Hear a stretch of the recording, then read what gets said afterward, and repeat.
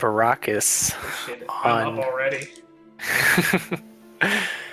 in a horse riding down a trail, having exited the southeastern gate of Dorinth. With you, you have a mastiff, who has come with you to help you track down A an dog? individual. Dog. That's a dog. Yes. The dog. Dog! Just days earlier, during your studies, Captain Androcles came to you. I'll slap his name in there. Came to you, and informed you of a little mission he needed you to take care of. Elven envoy came to Dorinth, requesting that someone track down and capture a half vampire. Given the situation with the giants, they didn't want to divert too many resources. And given the situation with the giants, the humans are quick to appease or do whatever the elves ask of them. Hoping to get help from you. Yeah, they don't want to incur their wrath, and they want to stay on their good side.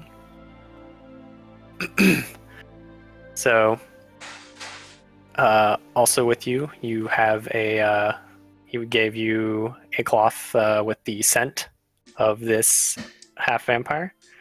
He gave you some manacles, and he gave you a potion of superior healing to assist you in case things get rough. With a superior healer? Yeah. And did he tell me what this vampire, why he needs to be captured, what he did or anything? He is wanted back in the Elven Kingdom of Floor. Yeah. By some religious individuals.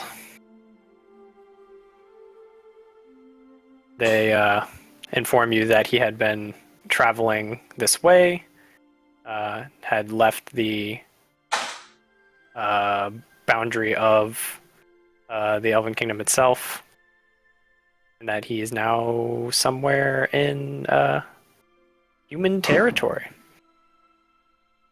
So, yeah, enter scene. Your dog, your mastiff, seems to be indicating, starts barking off to the side of the trail, beckoning you to follow it. Go. All right, you dismount, and I guess wait, is this where I can't take my horse where I'm going? yeah, Okay, so I guess I will tie up the horse on the side of the road, whatever. Ticket it, whatever I need to do, just make it so it doesn't run. Just have it chill there and then follow Doug. alrighty. You follow the dog, and he slowly brings you through the forest to what you can see in the distance is a shaded cavern entrance. Cavern. Sounds spooky, where maybe a vampire might live. At this time, Marcarius, you begin to hear the sounds of a dog barking. As you have taken cover in a cave for the night, having since it had been raining the previous night.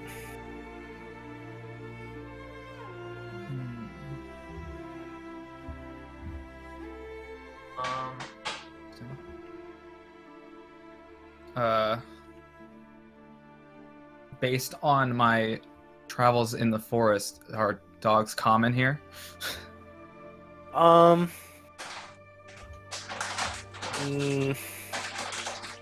Most dogs, especially, most dogs are going to be domesticated. There are some wild dogs. Wolves or If you were to whatever. look at it, the mastiff isn't really what you would expect of a wild dog. You'd expect something a little more muddy, mongrelly, some mixed breed. Based on the bark, you couldn't really tell what kind of dog it is. But if you looked at it, it wouldn't look like a wild dog. I will. Yeah. But a dog barking wouldn't be too weird, but it sounds like it's barking in your direction and getting closer to you, which is a bit weird. I will stand up, and I have my right hand on my blade, but I'm not gonna move. Okay. He waits. Do I have the name of any? I don't know his name, right? I just know it's a vampire. Or a. No, you don't know his name. I know it's a vampire. I know it's a half. Yeah, he was described as a half vampire. Um, Your ability to indicate who he is based on this dog's ability to use the scent it was given and lead you to him. Okay. So yeah, the dog runs up to the cavern entrance. It spots Markarius, and it just sort of hunches forward and just starts barking at him.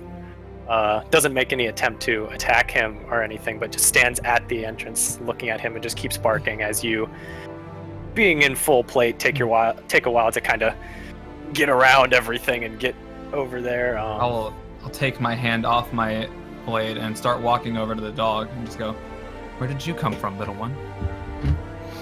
Oh no, is he creepy?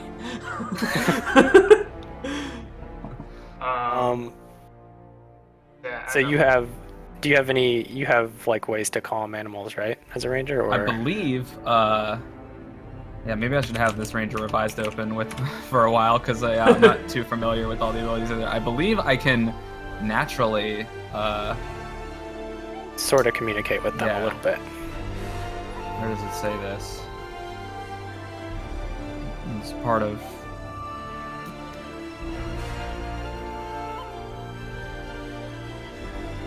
It's somewhere.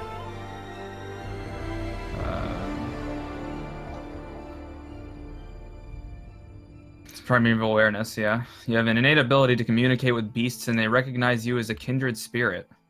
Through sounds and gestures, you can communicate simple ideas to a beast as an action and can read its basic mood and intent. I can learn its emotional state, whether it is affected by magic of any sort, its short-term needs, like food or safety, and actions I can take to persuade it not to attack me. Okay, so I you can do all kinds of stuff. you greet it warmly and ask where it came from, and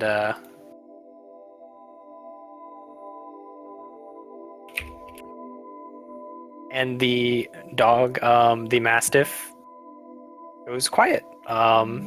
Drops down onto its belly and just sort of pants and like looks up at him with his tongue out.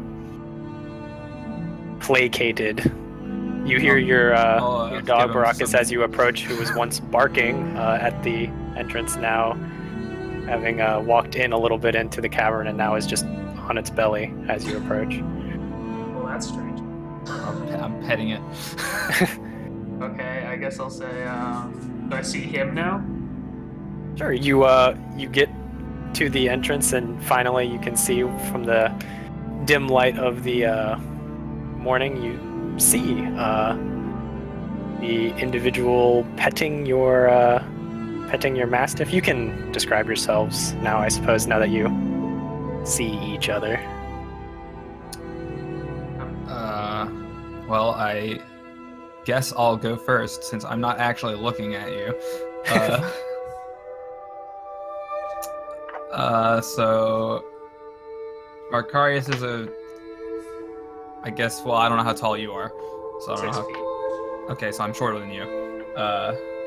So that's pretty short for an elf, but he does look half elven. He's got kind of the pointy ears. Skin is pretty pale. He's wearing just dark clothes with leather armor over top of it. And then he's got a dark green cloak on over leather armor. On one of the sides, I can't really say because I don't think I said in the description I gave to Ira. So it just depends on which side she draws it on. The cloak comes together with a square red gem. And he's got shoulder-length, black, wavy hair. And I don't think I'm looking at you, but his eyes are red. And on his belt, on the right side, there's a big curved blade that is silver and red in color. I guess I also have a bow, but that might be inside the cave. I think that's about it. I guess I can look at my description I wrote to make sure I didn't miss anything. Do you ignore the big armored man as he comes up and continue to just pet the dog, or do you want to look up? Probably hear me coming. Yeah. Oh, he can hear you coming. You may attempt to stealth, though, if you wished.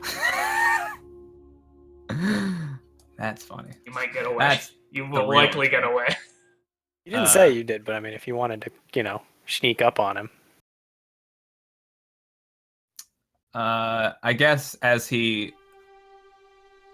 approaches and starts getting closer, I'll get up from crouching and back away a few steps and put my hand back on the blade.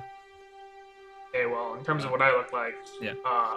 You can see plate armor. I would imagine it's just nothing too complicated in terms of like strapping a plate armor. Just pretty normal, well-maintained plate armor, maybe adorned with whatever Dorinth, if their armor looks like anything. I hadn't really thought of what that looked like. And he just has, well, his hair is kind of like mine, but shorter, with like closely shaved to the sides and a little bit longer on top. Brown hair. Actually doesn't have a beard. He just has like the kind of like the 5 o'clock shadow kind of. And yeah, just 6 feet tall, quite large, wearing full plate. Hazel eyes. Do I see you there then? Yeah. What do I say?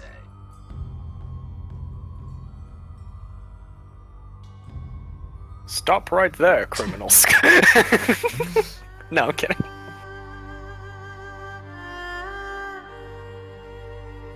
I'm gonna, before I say anything to him, I'm gonna be like, well, that was fast. Kind of with the dog, referring to like the dog. It's like, that didn't take long.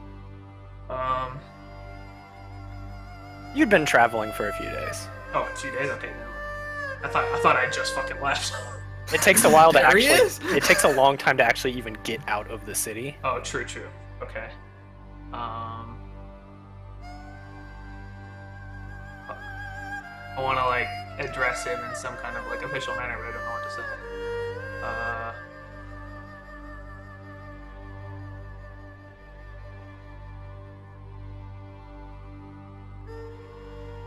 Fucking soldier talk. I don't know. All right, you address him sternly. You state your name and position in business, and inform him that you have been sent to. Probably don't use arrest, but been sent to acquisition. Yeah, I'll be like, I'm sent to retrieve an individual matching your description. Kind of like, this dog led me here by a scent. Whatever. I have orders from, I guess, not the crown, but orders from whatever to take you back to the city. The city, you say? Which city? Capital of Dorinth. Say the name. Capital is Dorinth. Capital is Dorinth? Oh. The kingdom is Grenica. Grenica. Capital is Dorinth. Dorinth.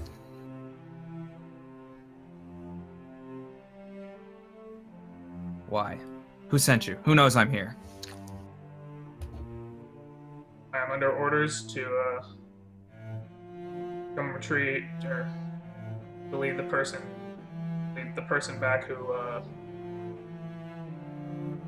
matches the description. Where the person this dog leads.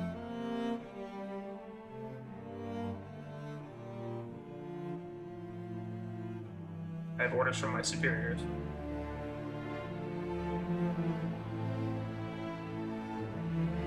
They come willingly, but if you don't wish to, I have orders to take you by force.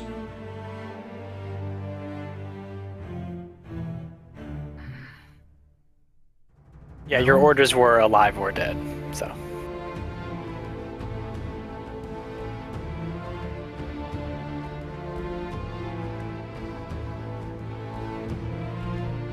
I did wish to go there.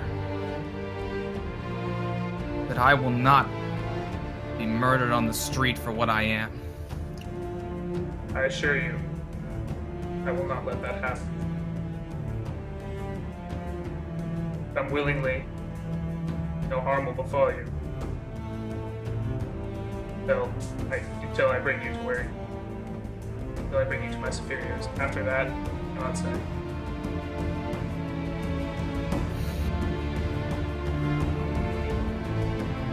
If you wish to go there and you wish to go willingly, make my life very much easier.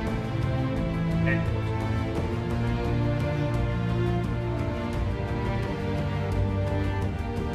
I suppose I don't have a choice. I don't wish to fight you. don't wish to fight either. I am Markarius, and I'll hold out my hand to him. Rocks. All right. Do you, I'm happy you chose the intelligence.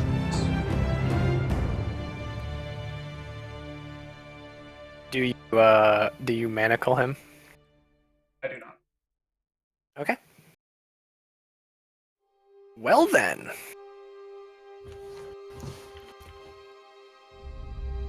You head out,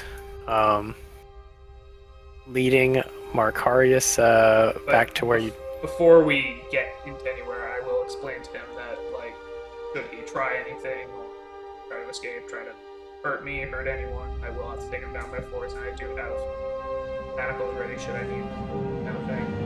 I very much, like, explain his rights kind of thing, but if he is willing to go along willingly, then I'll have to do any of that.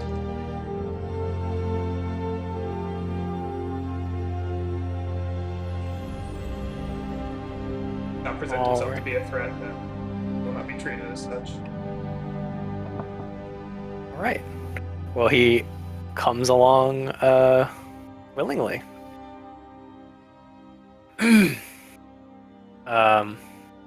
You head back to where you tied up your horse. And I suppose you make him walk while you ride the horse, or you just gonna walk the horse, or... I mean, Probably. I'm wearing plate mail, so I can ride the Yeah. horse slowly while he walks. Mm-hmm. But Okay. we'll be going way slower if I'm fucking walking too. All right. You all walk, including the horse.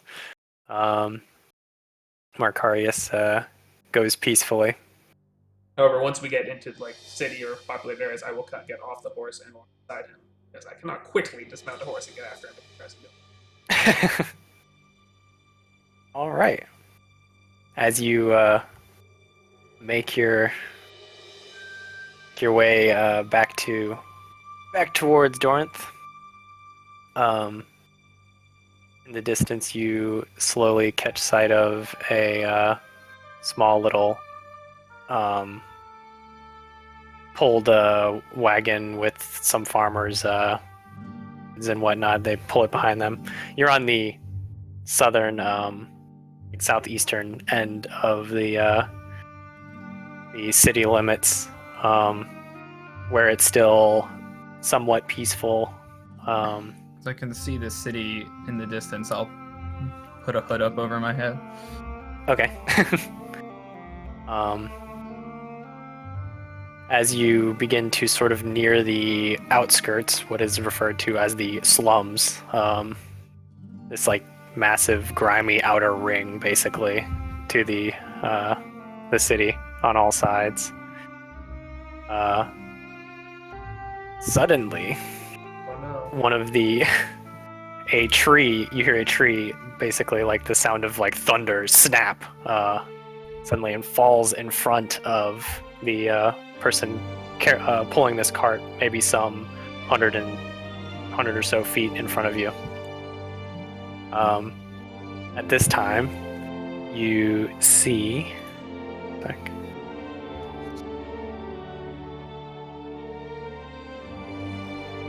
You see Slimy! Slimy comes out of nowhere. Except he's giant.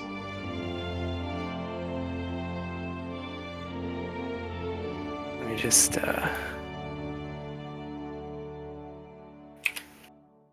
have some new music. Oh. But as this tree snaps, you see a massive, about 16-foot tall individual, big protruding belly and a club in his hand, pushes over the tree in front of the person carrying their goods into town, steps out onto the path, just sort of like waves his hand around and says some things that you don't understand, just "Look da moon go," just like sort of points off and tells them to go, as they don't appear to be any sort of threat. Wait, the troll tells the wagon to go? People, probably. He's just sort of motioning for them to leave. Basically, he's going to take their stuff. Yeah. What you see, you are very familiar with. It's basically the grunts of the giant army. They are hill giants. This one somewhere that you wouldn't expect it to be, well beyond the front lines. You're not really sure what he's doing.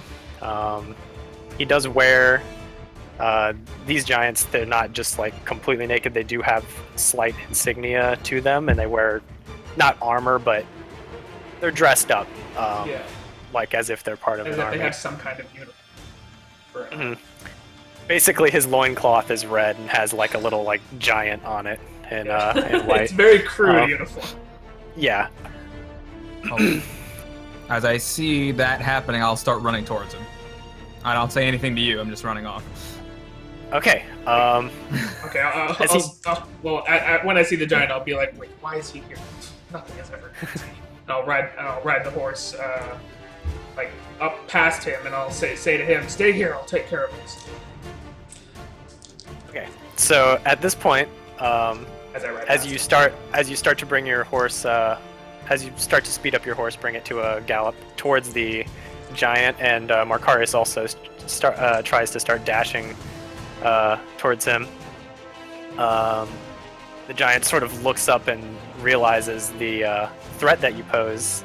Both of you armed, and one of you heavily armored.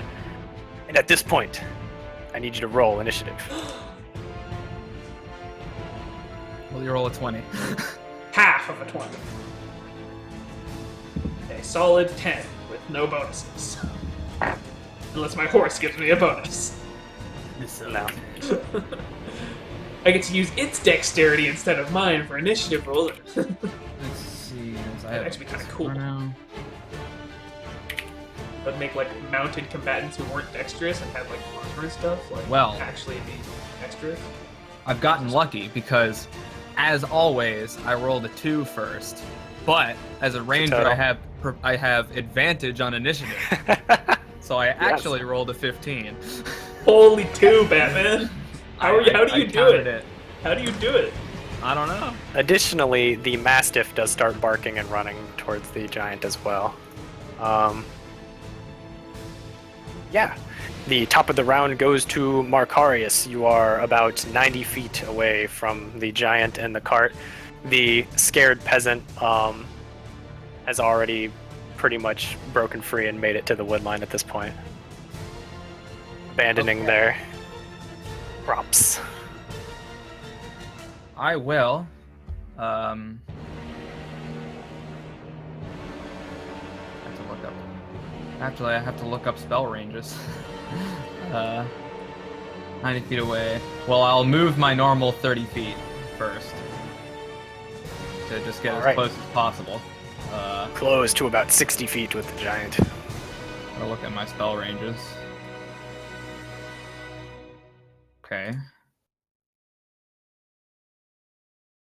I guess that's all I need. All right. So I'll run up 30 feet. I will use my bonus action to cast Hunter's Mark on the giant. Alrighty. He's marked. Oh, I gotta take away a spell slot. There we go. It's much harder to have my sheet just as this little sliver now that I actually have to like go to the spell page and stuff. Remember, you can pop it out. He doesn't have multiple monitors. No, yeah, I can't. This is as good as it's gonna. I mean, I guess for this one, I don't really need to see the board, so I can. No, there's nothing on the board. I can make it bigger. Mine's like full size right now in the middle of the monitor. Okay, so I will use my bonus action to cast Hunter's Mark on him, and I will get out my longbow. Okay. Oh, I forgot to loot this.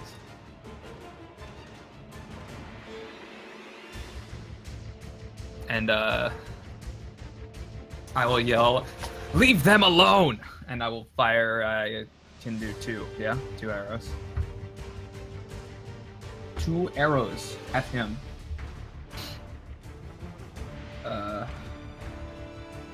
Giant just looks at you dumbly as you shout this at him, his mouth just like wide open. The first one is a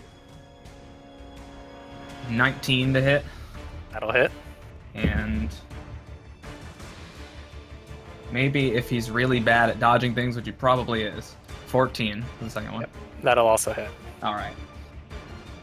Excellent. Here comes the damage.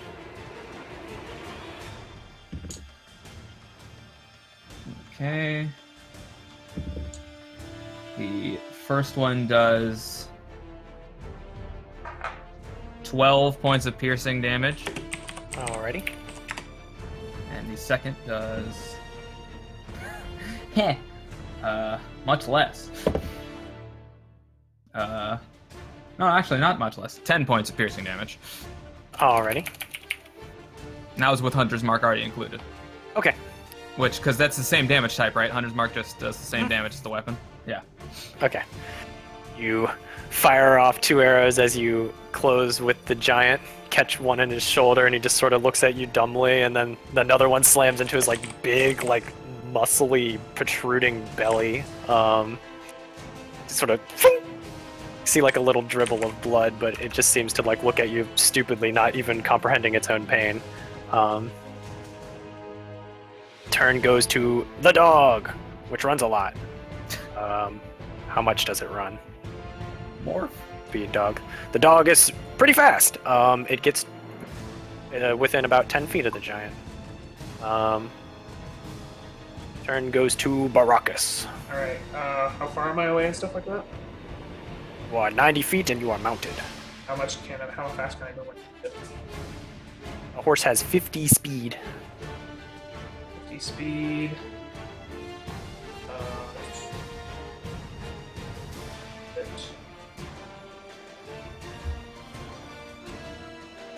90 feet. Alright, so I move my maximum. Or does it cost movement to get off the horse, or is that an action? To dismount, yeah, it'd probably be your action. Yeah. So can I move the full 50 feet, dismount, and when I dismount, I'll like, I guess I'll like smack my horse's butt and be like, get out of here, kind of thing. Sure. Make it run off, not like stick around for the battle. I'll fucking whistle to it later or something.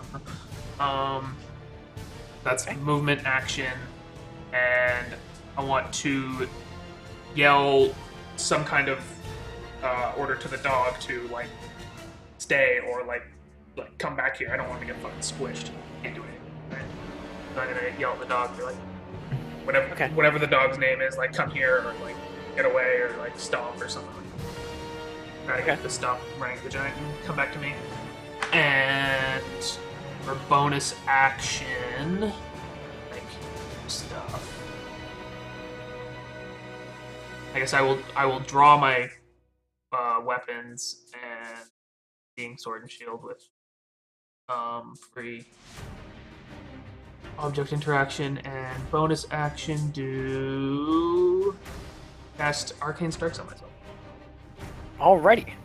You ride up closer and you very laboriously dismount from your horse, kind of coming to the ground with a bit of a thud. You get your horse out of there, you try to beckon your mastiff back, draw your sword and shield and say some words and wave your hand, and your weapon begins to sort of glow with a purple energy around the blade. Turn goes to the giant. The giant! Man, the giant went after me. It's slow. I just rolled really badly, and it is slow. I think it has like a minus to dexterity. Yeah. Oh, yes. All right. The giant, seeing you guys approach, seeing that this is going to be pretty difficult. I'm currently 40 feet away from the giant right now. Uh-huh. I'm 60. As he sees your horse running, and as you were beginning to dismount, his hand was going underneath the cart of goods. And he lifts it up off of the ground and effortlessly throws it at you, Baracus. None of the various cabbages and things that fly out hurt, but that is a 23. 23 to hit. Yeah. I will use my reaction to cast shield, Okay. which Then gives me +5, right? +5 AC, so it does not hit. Okay. I block the attack. As the cart of as the cart flies at you, you put up your shield, and then like another shield sort of appears in front of that one, big yellow shield. The cabbages and things sort of bounce off, and then as the cart comes with a loud crack, just whoosh, and it splinters and flies all around you as the this peasant's cart just goes scattering to the sides all around you. Impressive. The giant is pretty annoyed at that. I was hoping I get to use shield. Fuck yes. He'll begin approaching. What's his speed? He walks up to the dog and then just sort of like looks at it. Doesn't walk by the dog, but kind of stops as the dog like barks at him, and it sort of confuses him. The dog about the size of his toe. Yeah. That's why I called it to get back. Don't need a doggy to die. Turn goes to Marcarius. Alright, so what, it walked forward like 10 feet? Yeah. It is 30 feet away from me, conveniently. Well, it walked forward like 5 because it stopped in front of the dog. Damn it. So it started walking forward, Still and then real far away. It's 35 feet away from me. So did the peasants run away? Are they Yeah. are they gone? They Okay. pissed off. Good. Well, I will run up another 30 feet, and I think I'm probably doing the same thing.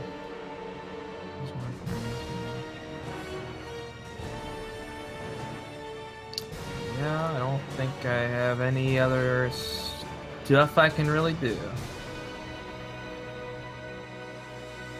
So I'll run up and fire 2 more arrows. all right. That is a 1 on the first one. Can't reroll it. Nice. Oh yeah, I forgot. I actually, whatever, didn't matter.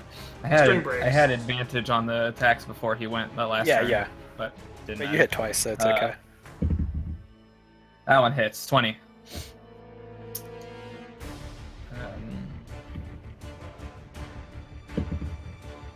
Nice. That is 14 piercing damage. True Alrighty. Ranger, plinking him with the bow. There we go. That's You all I close yet further as you fire off 2 shots, one of them sailing off harmlessly, and another one landing in his prime target location, his giant muscular Oh, tummy. I guess, whoops. I've been taking arrows away from myself. I guess we're starting the actual campaign with this amount of stuff, right? Yeah. I don't actually have to keep track. All right, and then I will put my bow away, take my cloak and throw it off beside me onto the ground, and draw my sword and say, "On guard." And that's my turn. All right. Turn goes to the dog, which disengages and runs away. Dog. Good boy. Comes back to you, Baracus, and stands by you, turns around and starts barking some more. Turn goes to you, Baracus. So it is still out of my range for moving in and attacking. I will.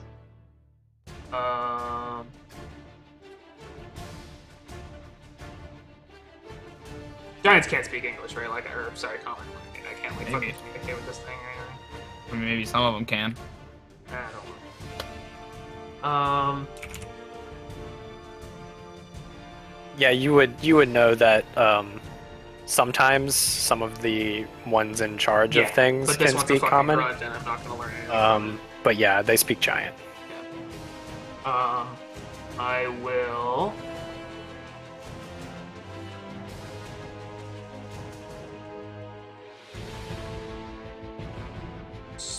Stand my ground and cast Ray of Frost cantrip at it. Alrighty. That is let's do this because I had it. That'll hit. Boom. Let's roll damage as well because I can do that.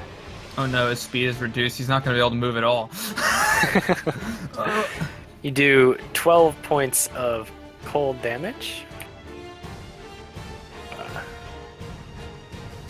As you see the ray sort of hits and climbs up one of his legs, and sort of like you see a little bit of a like a white frostbite sort of appear. As I on cast his, it, I'll right say, "Stand leg. down, beast." Of course not. Its mouth just sort of agape, and it just sort of like looks around confused as you chill his leg. And yeah, I will.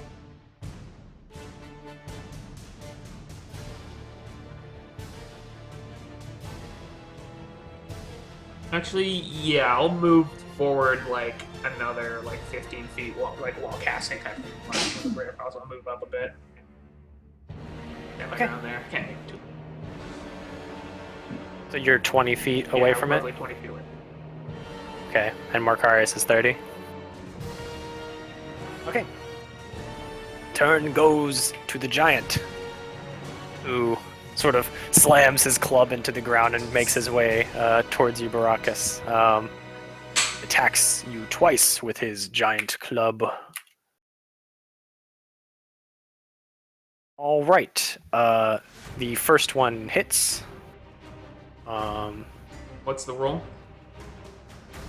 I'll not tell you. Oh yeah, I guess you don't. Shit. First one hits. Screw it, yeah. I'll cast shield again. My reaction. What's that make your AC? 26. Have plus 26. It meets and he hits you. Unlucky. As you again bring your shield up, and another yellow shield extends out from this shield. The club comes in and cracks through the arcane energy and into your shield and into your arm and plate armored body. Take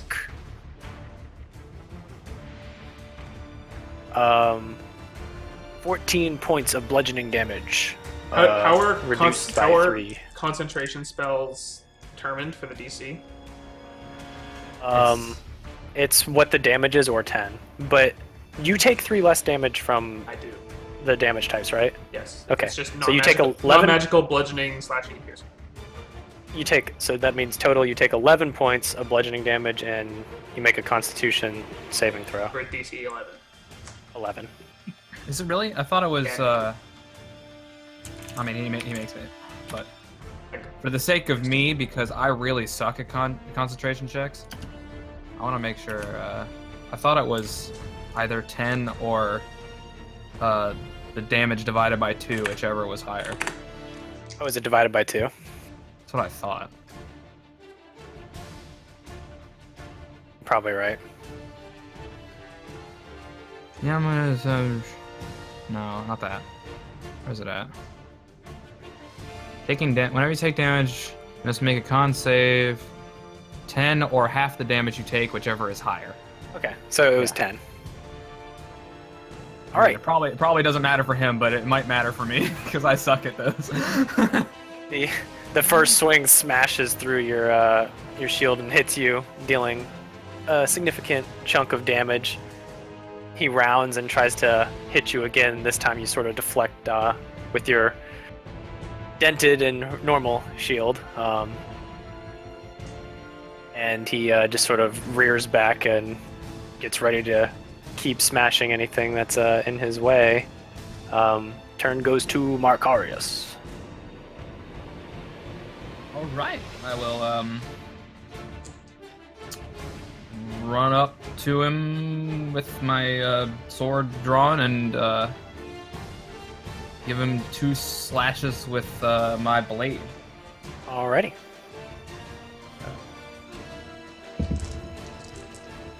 That's 21 on the first one, and 22 on the second This one. guy isn't that hard to hit. True. Okay. This is about to hurt.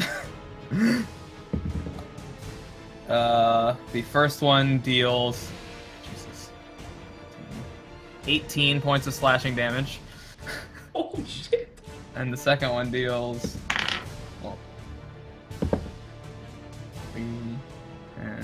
16 points of slashing damage. What the fuck? What are you? You shouldn't let me keep Hunter's Mark up. Oh, right, Hunter's Mark is busted. Right. I was like, how are you dealing that much with fucking D8s? And then I will say, come on, and I will use my bonus action to assume my parrying stance. Alrighty. Sec. Alright. That's slashing damage, right? Yeah, it was all slashing damage. Alright. As he's trying to beat Baracus to a pulp, you come up Chunk him. on his side and just hack away at sort of his thigh and leave these huge gashes in his leg, and you see this this red X in his leg just bleeding profusely. At this point, it just cries out, and It's like a camel. like a camel. Sort of looks at the source of its pain. Looks like it's gonna try to squish you next. And goes to the dog.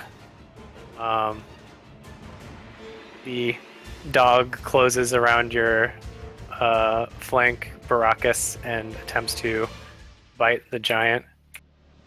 Doggy, don't do it! For the glory. All right, it rolls a 5 to hit. It doesn't That hit. hits. It What's this thing's bites AC?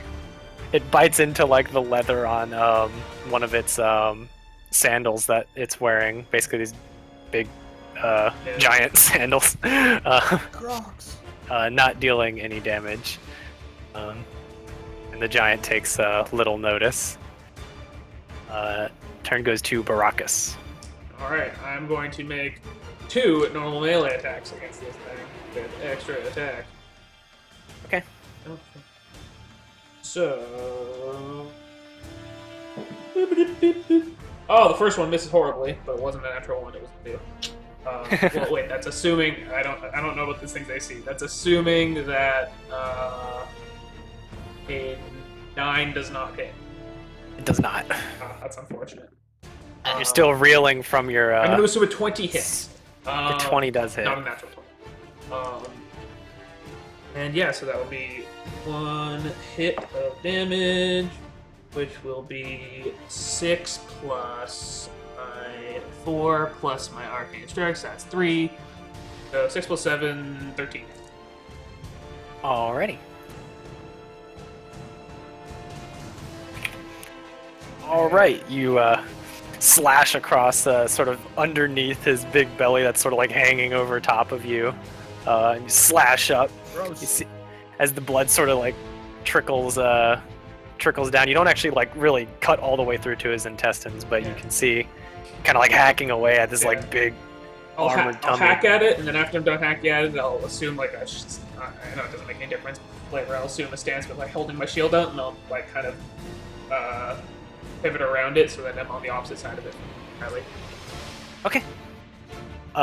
As you slice at it, it's still very much more concerned with the gash to its leg, and you sort of go around the side of it and doesn't take much notice. It's not the most aware thing ever, and it just sort of has all of its dumb, drooling focus on Markarius as it goes to his turn, and it takes its club in both hands and just goes down to smash twice on. All right, I will attempt to parry. I Okay. have disadvantage because it's large. Oh, no. Go ahead. Let me make sure that I indeed do have disadvantage. How does this work? Do you just So you just roll as normal, and I also roll an attack, and whoever rolls higher wins. But because you're large, I have disadvantage, and on a tie, I lose. I didn't put this part in, but I thought it'd be cool if on a tie I lose, but I can pay a point to win the tie. Sure. I didn't actually write that, but okay, but I have to roll a disadvantage array. Okay, it was good, and then it wasn't. What did you roll? I rolled a 14 to hit. That still beat me. I rolled a 12. All right. So you don't parry the first one, but you just step to the side because Oh yeah, it still doesn't hit me. your armor class is too high. You try to catch like the club, but it's just like too damn big. And you like just step to the side as it smashes into the ground as the second attack comes down. So you can't do it anymore, right? I don't think so. Okay.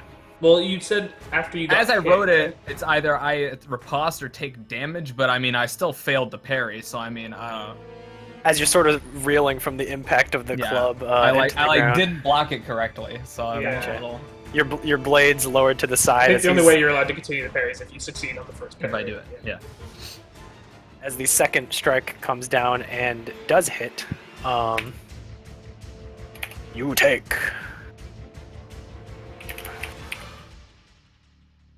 Okay. You take 13 points of bludgeoning damage. As crack, he catches you sort of on the head as he swings down again. Okay. And that's his turn. It is now your turn. Maintain concentration on Hunter's Mark. All right. Good job. Your turn, Markarius. Okay.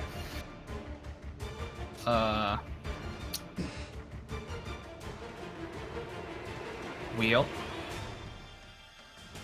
I believe I'm just gonna hit him 2 more times because I just really don't have any other offensive capabilities at the moment. So here we go. That doesn't hit at all. 11. Not enough. That's enough. 21. All right. From the crack to the head, you kind of just like whiff your first slice and then regain composure. 17 points of slashing damage.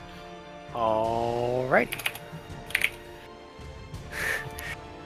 You hack at him again, and he sort of drops down onto one knee as you just begin to do too much damage to the muscular structure of his leg.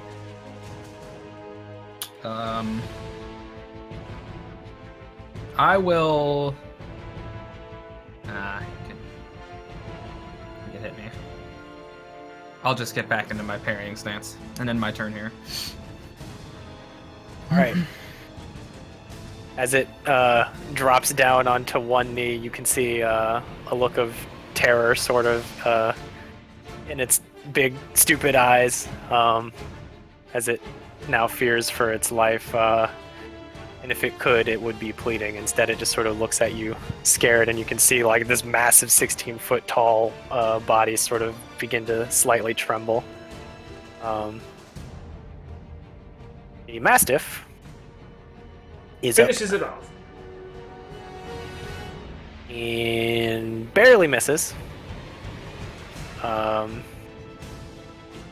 Even with him lowered and not prone. But yeah, the Mastiff misses again, just making mincemeat out of the leather of his shoe. Barking. Turn goes to Baracus, who's doesn't have a clear view of the giant's face, but you can see it just sort of shaking, and it has dropped to one knee. Oh, it's my turn?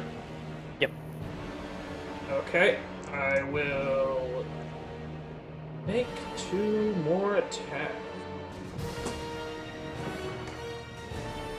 Hit. And hit. First attack does 12 damage. That's hard. Second attack does 11 damage. All these Alrighty. dice. I only have to roll 1 dice and then add 2 more. Oh, I thought your arcane thing was a D4. It's just it deals bonus damage equal to my intelligence Oh, modifier. yeah. Okay. So you said 10 and 11? 10 and 11, yes. Okay. No, 12 and 11. Okay. No. You, as he sort of drops down, you have a sword, right? Yes. Sorry. Yeah. Sword You and take your long sword across its back twice, and it kind of cries out in pain. Begins to sort of tumble forward down onto, now basically on its hands and knees. I will, It, after that, I'll circle my way back around in front of it. You see this this giant with his club sort of now kind of cast to the side as it looks up at both of you. Ern goes to the giant, who at this point just sort of as he's shaking and like looking up at you, sort of takes both of his hands and puts them together like this, as he's completely down, puts his like head like on his hands like this, and just continues to tremble for his turn as he is bleeding profusely and near death. Turn goes to Markarius. I will. I'll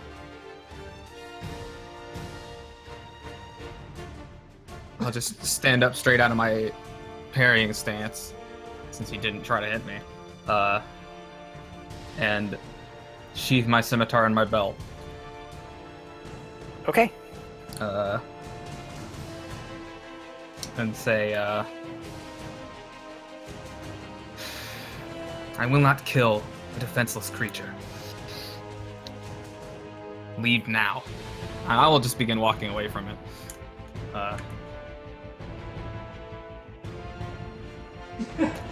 And that's all I do. Okay. The do you let the Mastiff keep attacking Baracus or no? Yeah, I'm killing this thing. Okay. The dog keeps okay, the dog still doesn't hit. Turn Flipping around down there. turn goes to you, Baracus. The giant isn't even looking at you. It's just down on all fours, forehead to his hands. I assume a 17 hits as well. Yeah, you have advantage too. If you don't. No crits. Oh.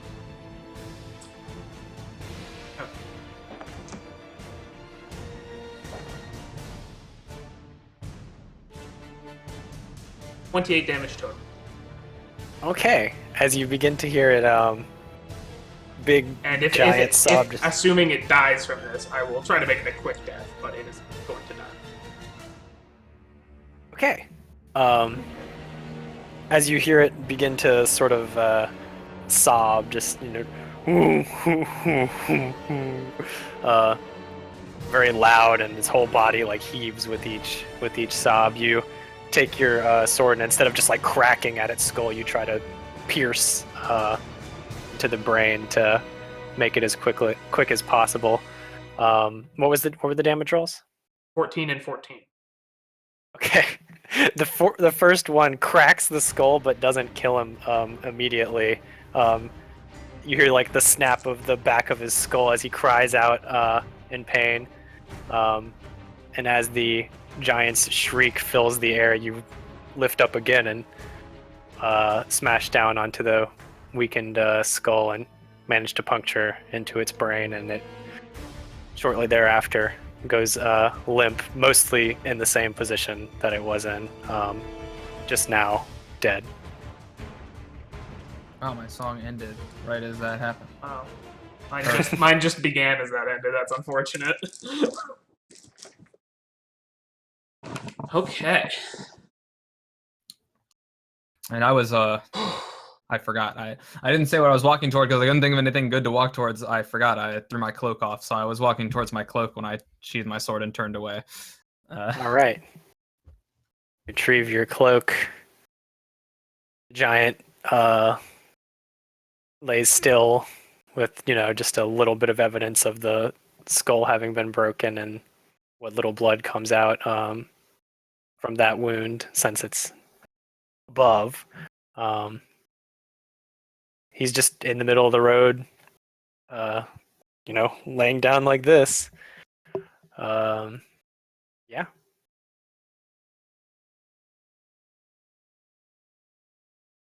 There's also a tree across the road that he pushed over. Fortunate. I assume this tree is large and to be. Yeah, you can't move it. It's not a big deal though. Oh, where's my horse right now? You just kind of told it to run away, right? Yeah. Slapped it in the butt. Yeah. Okay, you can, you spend a few moments hunting it down and whistling for it, and it eventually comes back. I'll find my horse. Sheath all my weapons and.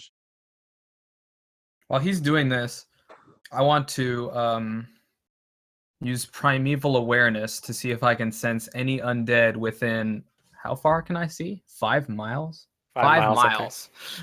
Undead. Jesus. Okay. Is there any roll? I don't think so. I just do it. And as soon as is spending one uninterrupted minute of concentration, I can sense whether any favorite enemies are within 5 miles. Yeah. Okay. All right. You focus for a moment, and you detect rapidly getting further and further away some sort of undead creature going at an extremely high speed away from you now. Just one. I can tell all that stuff, numbers and numbers, general direction, distance. You kind of covered that. Yeah. Okay. Yeah, there's one very powerful, yet for some reason it's very small, rapidly leaving your zone of awareness. gonna take it a while to go 5 miles, but it had been closer, and now it's. Mm-hmm. I will walk over to Maracus and say, these creatures knock on your doorstep. What would your people do? Hmm?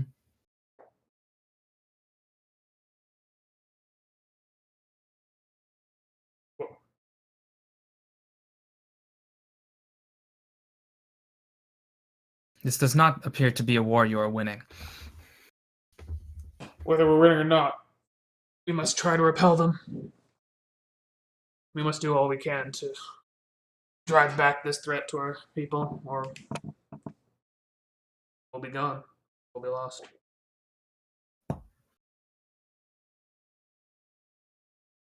We'll do whatever we can to drive them back. Figure out where they come from. End it whichever way we can. War is not something I enjoy necessarily. But I want to help. help.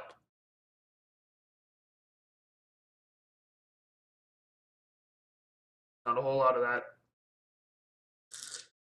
People want I know something in not. return. I know not who sent you to find me. There are very few who know of my existence. But Do I know where the orders came down to find him, or do I just know that my superior told me to find him?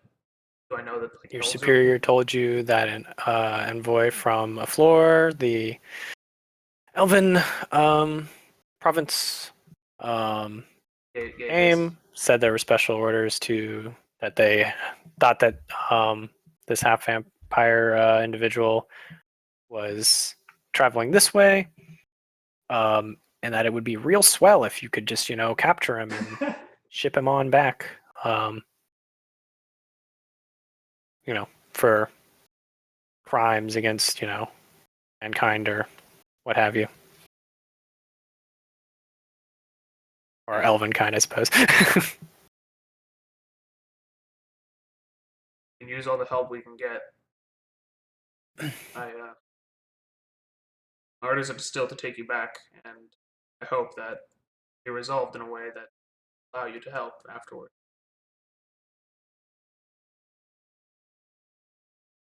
I will not stand by while these innocents are murdered in their very streets. Yeah, the same sentiment.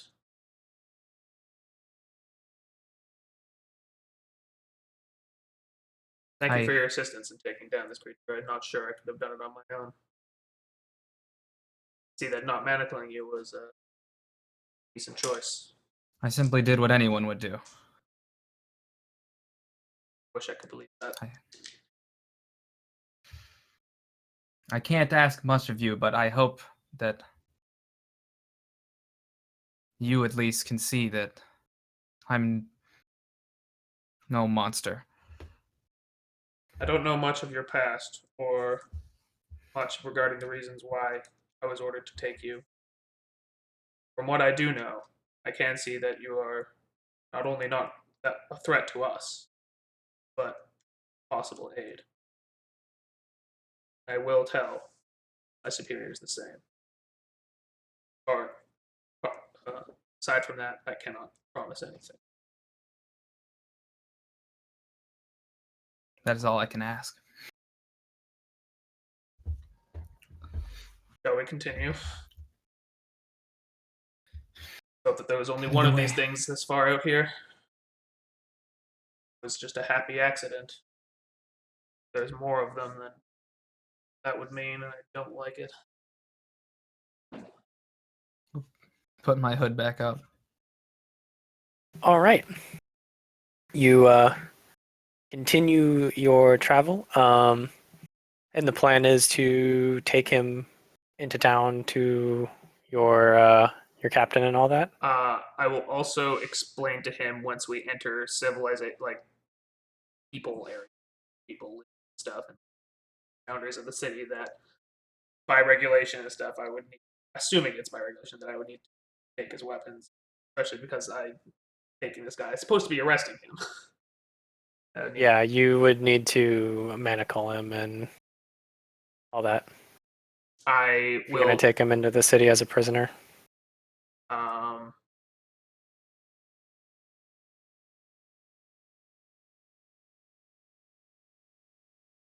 I won't manacle him. I will explain. I will explain that I should, but I won't because he has not only not posed me no threat, but assisted me. But I will need to take his weapon. I give him the bow, and I'll take my scimitar off and look at it for a little bit, and I'll give him that. The sword means something to you? It was given to me by someone very important. I understand. Is the I think are any other weapons visible? Visible? I don't think so. Okay. Do you search him for anything else? Well, there's or... the. Well, I mean, I have the arrows with the bow. I mean, I don't know. I mean, Okay.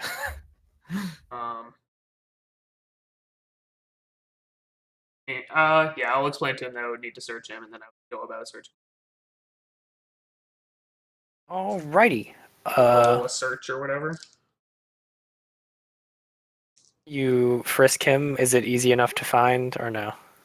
I don't really. I never really gave much thought to where I'm actually keeping it. How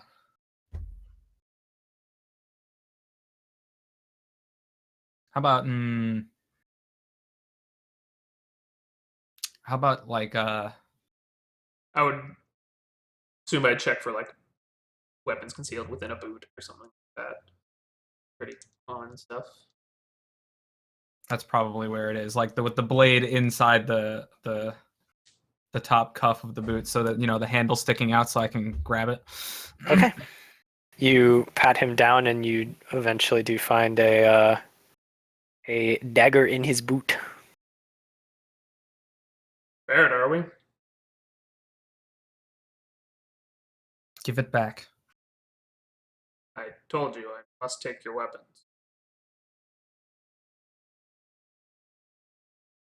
Will go much more smoothly if you cooperate. Don't think could get bad. Do not like to think of myself as your enemy. I don't consider you one.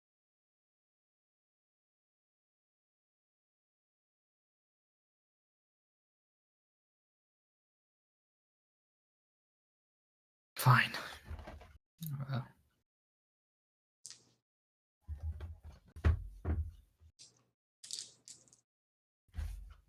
Go on. Okay. You confiscate all of his weapons.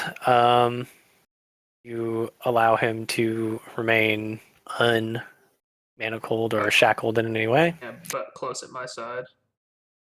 I will, like I said, when we get within like the city, I'll get off my horse and walking.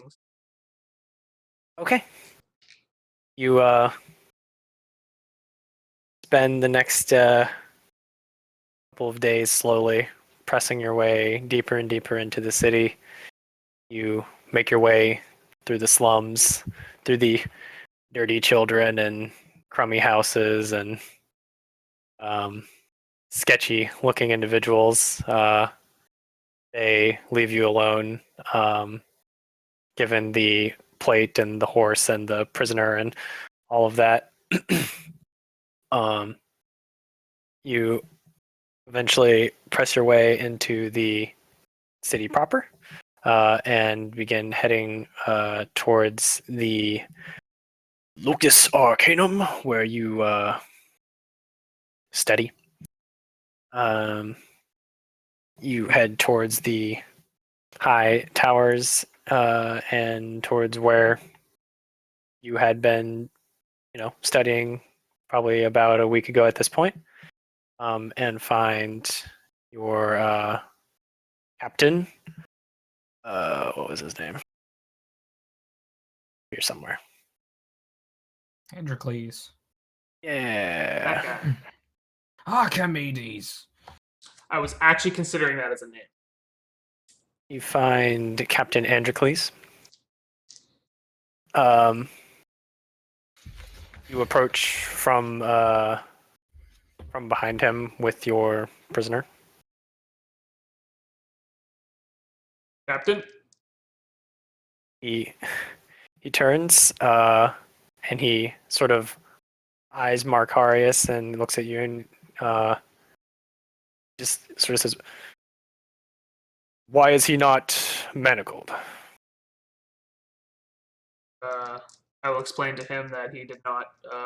He chose to come willingly, and he did not present a threat. And not only did he not present a threat, but he actually aided me in taking care of a giant that I probably couldn't taken care of alone. That was closer to the city than we expected. That giants normally come, which is concerning, and that he also expressed a wish to help us. And in as a return for that, I decided to not manacle him or not manacle him coming to the city, but that I've been keeping a close eye on him. And I will also say that I've confiscated, or I have his weapons, and he does not appear to.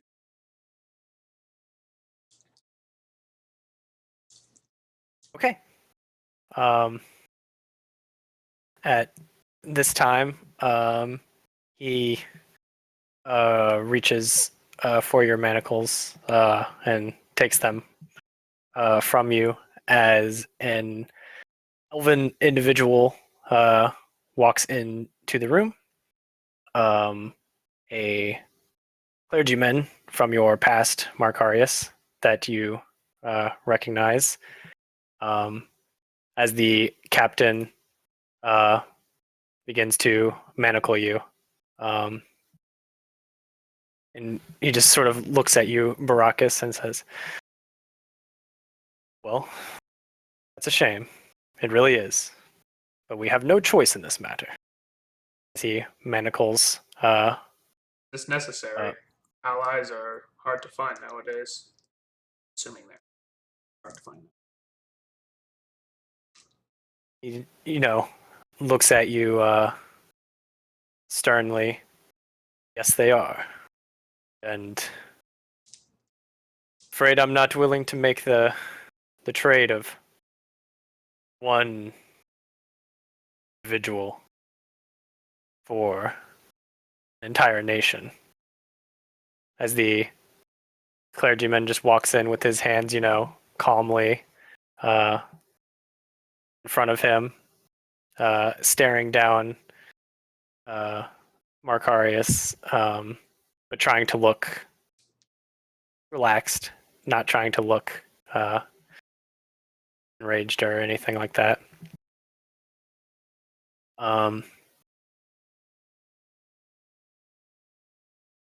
And then the captain says, "Well, I hope you're up to the task, but now our elven friend here is going to need escorted back to Bleakburn." Yes, sir. "All right. I trust this time, for his safety and yours, you will keep the prisoner manacled and well guarded." Those are the orders. It shall be done. "Thank you, Baracus." The elven individual says, like, sort of in a hushed voice to you, "Yes, thank you." And over the next few days, you resupply Carius's. Does Captain Dude take his potion of healing back? No. Yeah. Markarius is kept in a cell for a few days while you resupply and get ready to head out. During these few days, the elvish clergyman occasionally comes and walks by and sort of looks in through the bars of your cell door, just sort of glances at you, making sure you're still there, um, and leaves. He does so a few times each day. Um,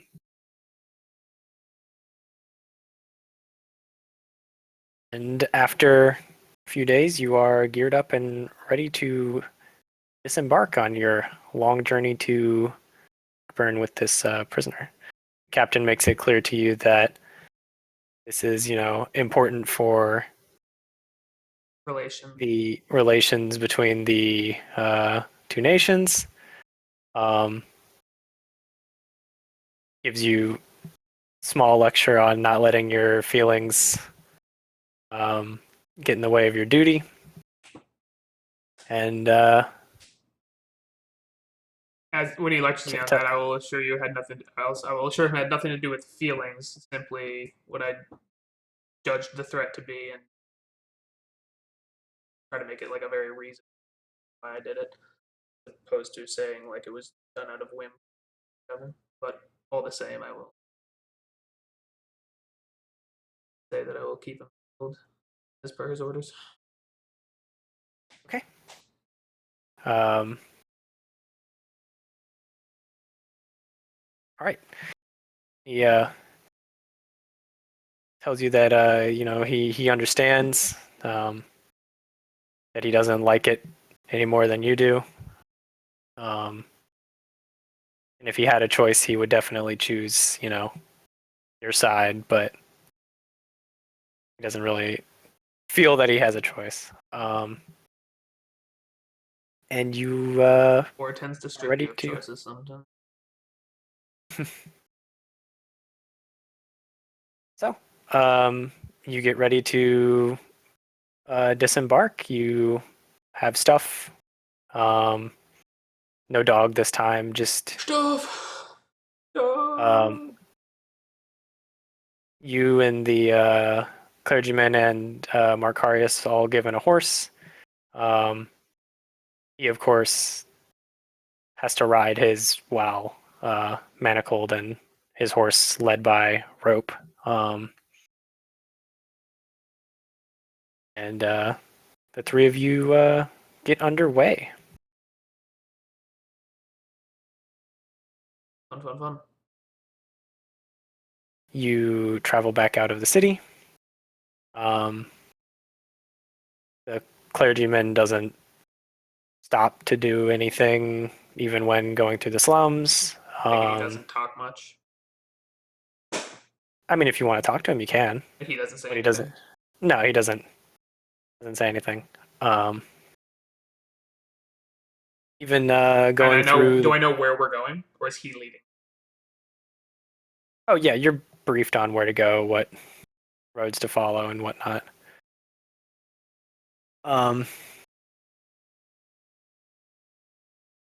as you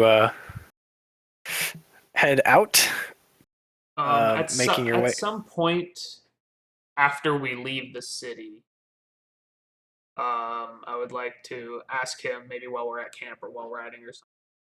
Ask the clergyman. Uh, may I ask what this prisoner is guilty of and what he needs him to you? He looks calmly over at you, and he says, "Guilt is a hard one to understand. Suppose in some regard he's guilty of being born. He's his existence is his guilt. He's product of a male vampire, an elven mother, the product of abomination. You must simply not be allowed to exist. So he has committed no crime. Besides his. I know it's hard to understand.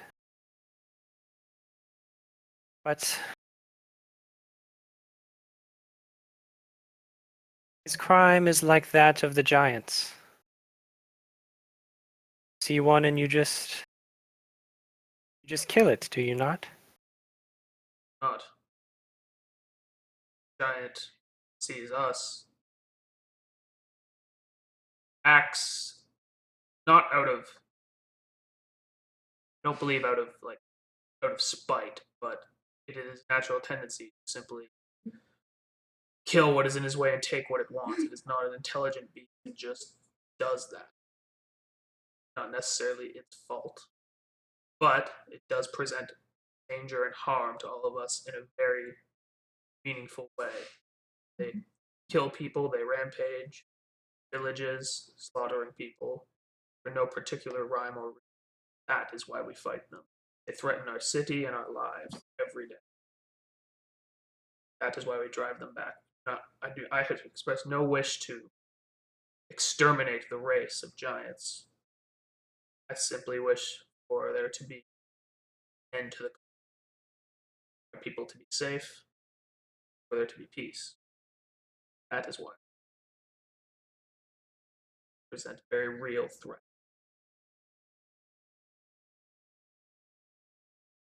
Nevertheless, it is in their nature, as you say, to act irrationally, act compelled by their evil nature. If this one seemed Would you compelled not to help me say? when given the opportunity. You're a learned man. You know of what vampires are, what they're capable of. I certainly do. Well, I can't say I've ever met half of one before, and I don't know much about that. All I know is very different.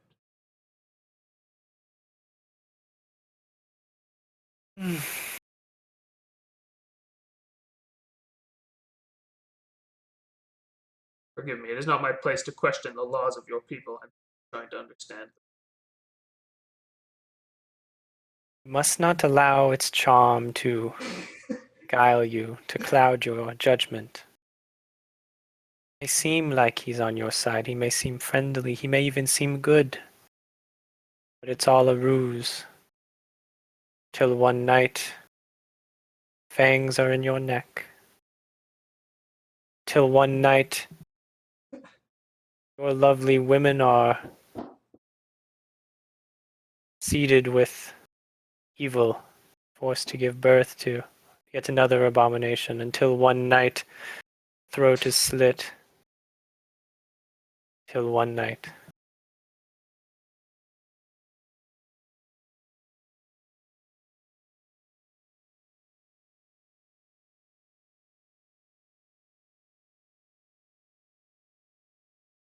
And you ride on.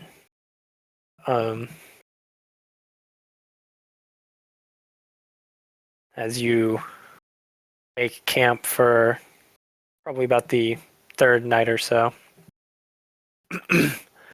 um, the elf sort of trances for a few hours, as does Markarius. You stay awake as much as you can, Baracus, but eventually have to get some sleep as you de-armor. Can't sleep in it No, I imagine I cannot sleep in without plate exhausting armor. yourself. Is there Does that ever a actually point? happen? If you sleep in plate armor, you get a point of exhaustion. Yeah. Hilarious. Is there ever a point where he's trancing and he's asleep at the same time? Where they're both asleep? Sure. I want to use polymorph bat to get out of my manacles. Okay. Well, the These trances, you cast Polymorph Bat. You turn yourself into a bat. The manacles clang to the ground. The priest wakes up and sort Do of. I wake up? I guess.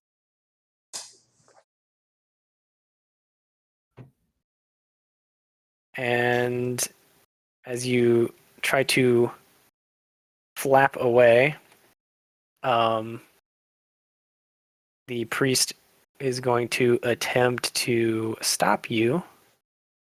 And I need you to make a wisdom save. Okay. Old person. Old bat.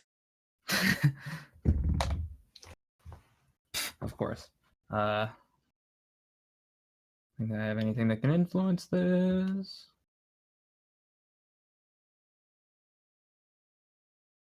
No, I don't. That's the powerful 4. Oh. I rolled a 2. You sort of, let out a little squeak as you begin to fly away, but then your wings lock up. Baracus, you begin to stir. You're just in clothes. Clothes. As you see as best you can in the dark, the clergyman you're traveling with has his hand out in sort of a grip, and as you go over to inspect, as he's walking towards it, there's a small bat. If I stir and I see the clergyman doing something, I'm immediately gonna get up, grab my sword and go see what's going on. I don't have any plate. I have my sword. Okay. I'll go up to him and be like, "What's going on?" He looks over to you as he maintains his grip on the little bat. Can I make out that there's actually a bat there in the dark? He starts to explain to you what's going on. It appears that it is night. What do you say? Sorry, what do you say? He says it appears that it is one of those nights. As he was explaining to you before, saying until one night, he lights up the bat on the ground. This would be our prisoner I look, see that trying he's to escape. not in the manacles. Look to the bat and be like, "He is the bat." Indeed. But where they do such a thing? I'm going to need your assistance in restraining him. Certainly. You grapple the bat. Oh, I thought it was grapple him. Well, I mean, Fair enough. unless he wants to be human, he's just a bat. True. Until he. As you reach down and grab the little bat, he releases his spell, and its joints, can now at least squirm. As I go to pick up the bag, I will say quietly, "I don't."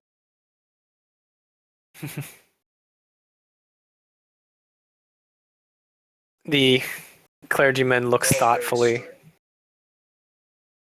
off into the distance, and he turns to you, Baracus. Says, eventually he'll slip away at this rate. I'm afraid that his trial will have to be accelerated. Wait here, please. As you wait there with your little bat in hand, the spell lasts for how long, Riley? Let me look at. Wait an hour. Yeah, it probably is. Yeah. Um, But As he leaves, I'll just dispel it myself. Okay. He comes back with some wood from the woods. As you now have human Markarius with you, Baracus, you remanacle him or do anything, or Yeah, I will take him back to the thing and manacle him. okay. You chain him back up. And over the next several hours, the clergyman begins constructing a small little wooden cross by the side of the road, sharpening stakes and burying them in the ground, and then tying another piece of wood across it with rope. He and instructs you to bring Markarius over. What is this trial you speak?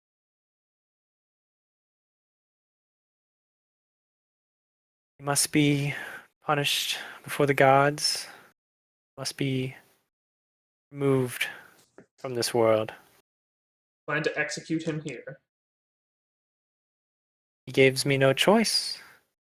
How many times will I have to react in the night before he goes flying off? I would think as many times as necessary before you bring him back to your kingdom to give him a fair trial. Even I don't have that much faith in my skills. One day he'll slip through my fingers. And I don't think anyone will mind if he's killed here or there.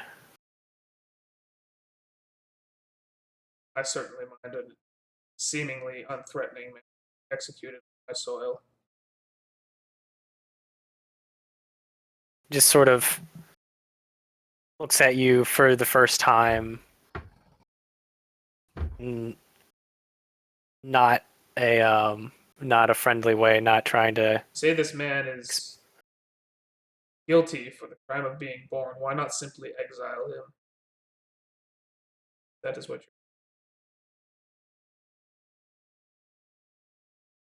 Just looks at you coldly and says, "You have a job to do, and I recommend you do it." There's a little bit more authority begins to fill his voice and his look. Now then, help me tie him up. He begins tying one of Markarius' hands to one side of the cross and the other to another side, tying his feet to the base.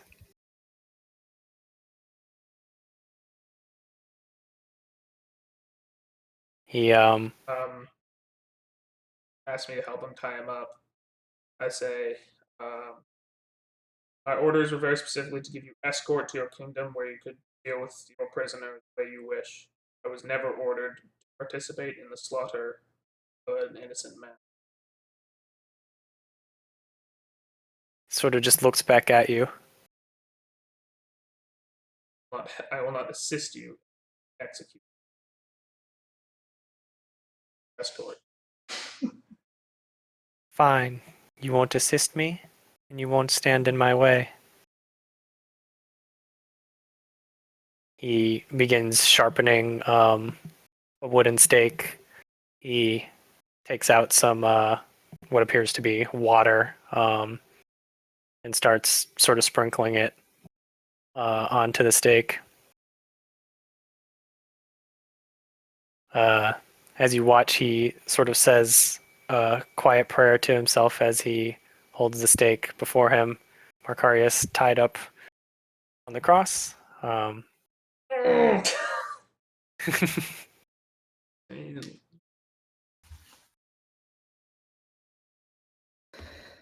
He walks forward with the stake to Markarius. Just looks you in the eyes.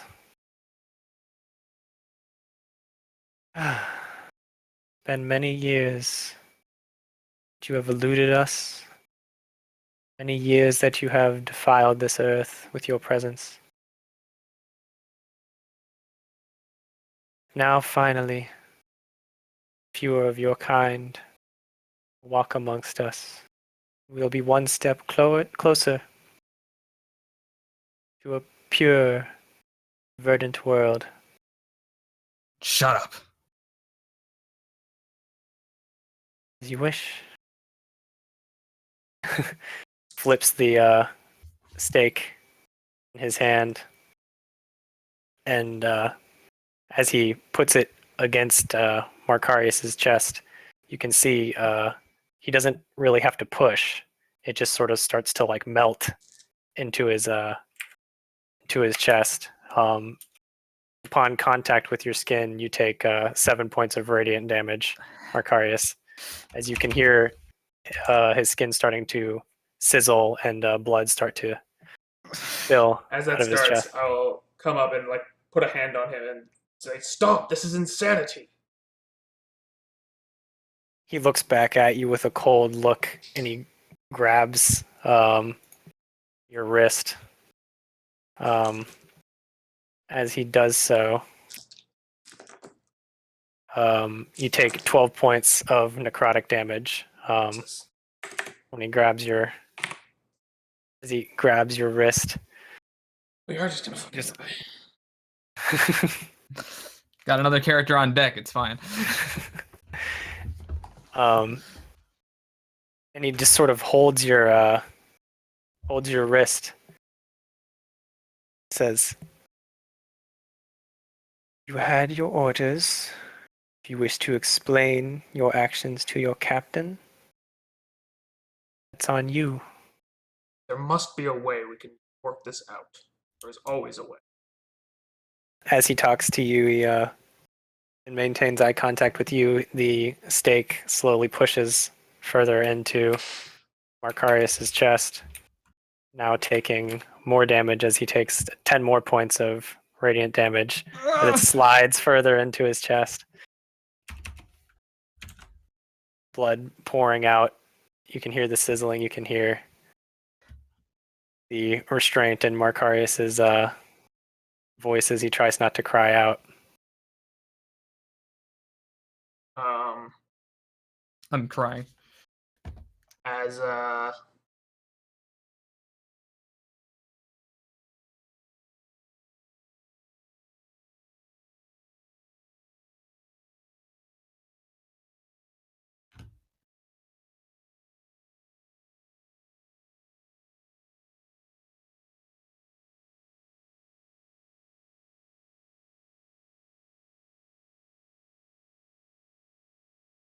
Just a few more moments, Baracus, and it's all over. Avert your eyes now.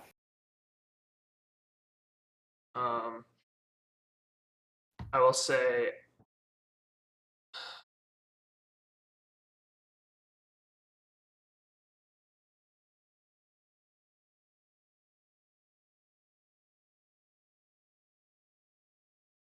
I'll say, I, I'll say something along the lines of like, I cannot stand by and let and knowingly let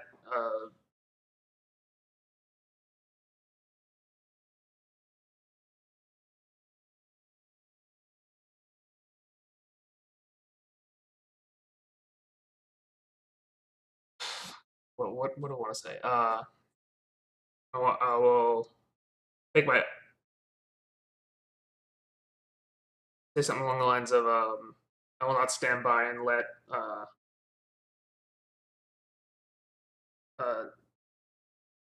fanatic beliefs in um, like a man's birth or whatever to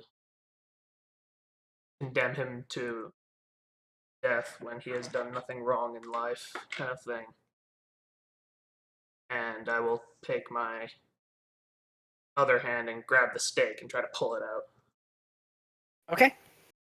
Go ahead and contest my mighty elf strength. Oh yeah. Shit. You roll a 2. That's what I do. Well, Cody actually rolled well. you may have rolled well, but does it beat a 26? Oh, no. I might have rolled a 19. Okay, well, I mean, he nat 20'd. Oh, So, fuck me. What the fuck? so I'm gonna say he beats you for this round. Oh my You, god. You grab at his wrist, but his... Well, I went to grab at the stake and pull it out. Okay, Wow. you grab at the stake, but his divine fervor sort of overpowers you, and your doubt sort of keeps you from beating him in this contest of strength and will. As the stake slides yet further, nearly reaching Markarius's heart. Okay. You only take 7 more points of radiant damage. Okay. As the light in Markarius's eyes begins to fade, he is nearing death. Go ahead and you continue to try to pull the stake back. Yeah. Okay. All right, that's... Okay. You're not winning this time. I don't think so. Nat 20. I don't Okay, I Oh. rolled a 2. And at this, as he looks at you and, what are you doing? As you toss the stake completely away from Markarius's ravaged chest. The stake clatters to the ground, and the cleric looks at you darkly. Straightens up. Pay for this. He looks at you, and it looks like he begins to attempt to cast some sort of spell. But at that, I'm going to need you to roll initiative. 12. Do you want me to roll? Sure. Here it comes. 15. Get his initiative on here. Ooh, you're the dirty. All right. So Markarius, A purr. and then Baracus. You go first, dude. Good luck. Yeah. Dude, that 20, that strength roll. It's fine. Just break out. And here you go. Can you only do the bat once a day? Yeah. So turn goes to Markarius. Fuck, it's Dungeons of Dreadmore. Never heard of this. What? What this song is from.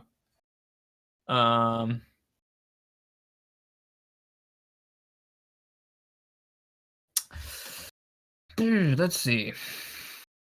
Do I have anything? Pass that train.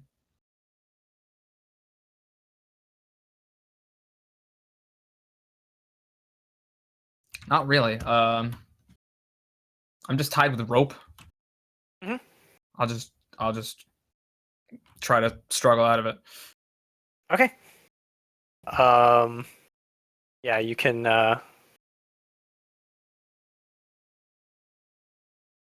Yeah, you can try to slip out of it with just like a dex check if you want.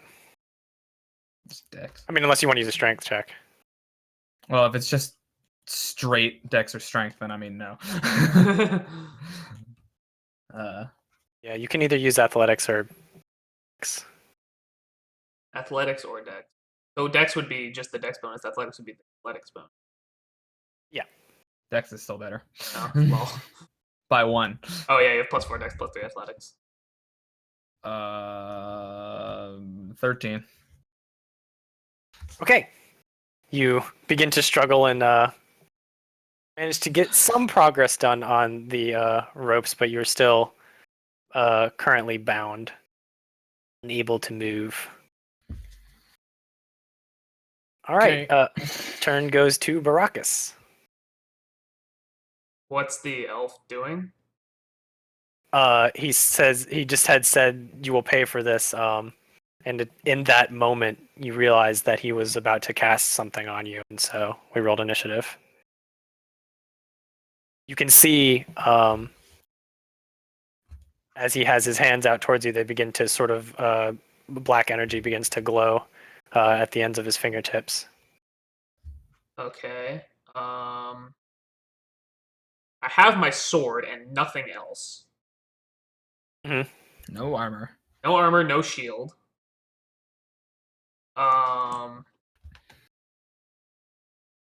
No javelin of lightning. I'm going to. Okay. We're all right next to each other, right? We're all like, fucking elf is right there. I'm right there. Fucking Riley's right there on the ground. Yeah. Jesus. You're all right. How next is to each Riley other. looking right now? Like in terms of total health? Horrible. I'm Or, hurt. Like I'm very hurt. Like tiny sliver of health. If there was a fucking if there was I'm in single digits. single Yeah, digits. he's very, very hurt. Okay, I will not kill you then. That would be nice. I'm gonna...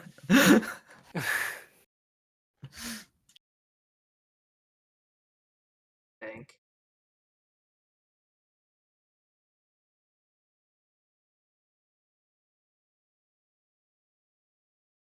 I guess I will, having made my decision and committing to it, use my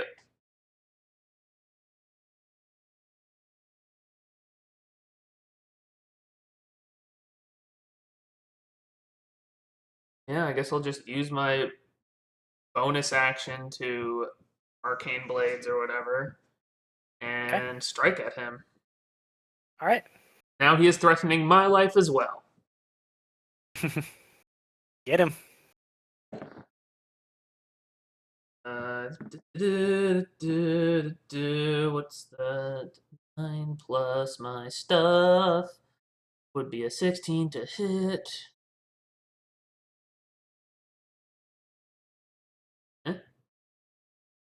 Did What's up? Oh yeah, you hit. Okay. Sorry. And then the other one was a 9.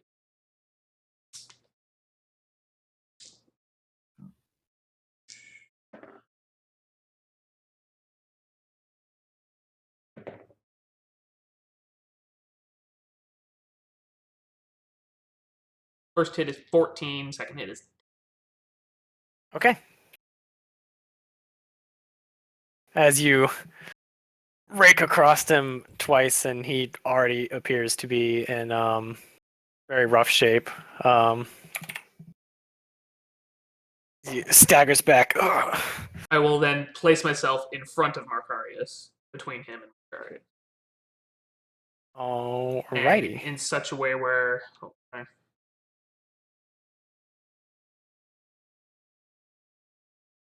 like right in front of him, I suppose. So if he tries to go by me, I don't know. But yeah. Okay. He comes to cast on you Bestow Curse. Oh no. Ooh. Don't like the idea of that.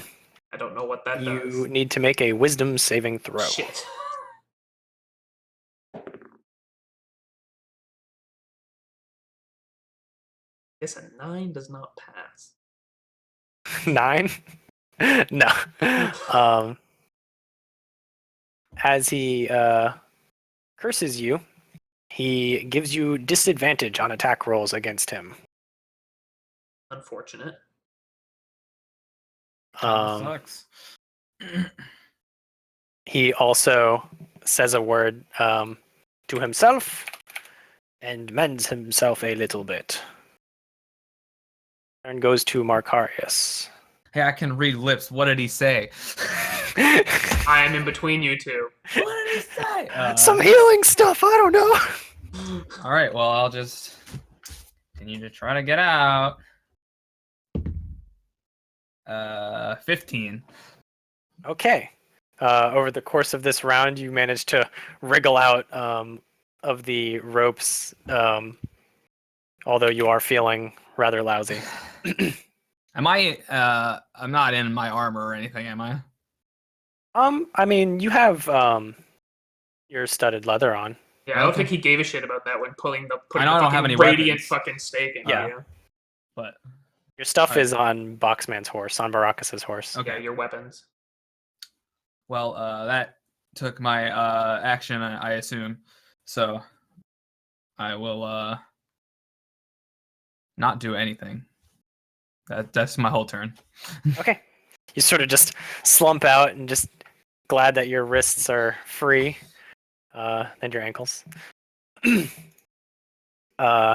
Turn goes to Baracus. You feel a bit confused. Everything is a lot darker, and there appears to be like sort of multiple of this elven individual in front of you. I'm probably not allowed to do this, but can I retroactively, after he gets, after Marcarius breaks free, can I tell him to back away? Tell Marcarius to back away? Yeah, like use his movement to back away, kind of thing. Because he didn't use his movement. Then I want to tell him to like back up, like get out of the Sure. immediate Yeah. area. I mean, he can decide to or not. I don't care. As he manages to break free, you tell him to back away. I notice and him break free. I'm just like, back away. I don't move. Shit.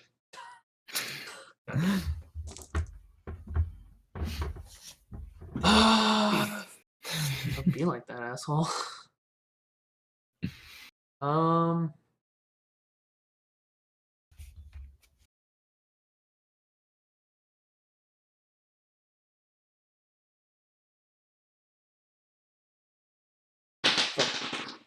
That's not what I rolled.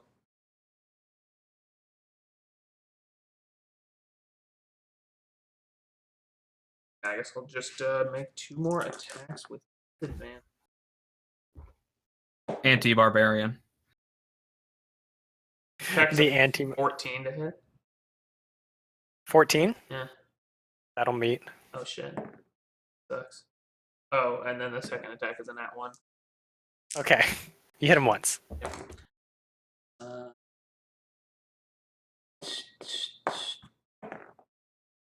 14. Oh yeah, Okay. I wanted to ask you the arcane strikes damage. First, while my weapon is arcane strike-ified, does it count as a magic weapon? And secondly, are the damage types separate? We'll say the arcane damage can be its own So, magic damage, the 3 magical. the 3 damage yeah, it deals is magic damage. yeah. But my It weapon, can't make your weapon magical because that's a better spell. Yeah. I But was just wondering. I'll give you like the 3 or whatever of magical damage, Okay.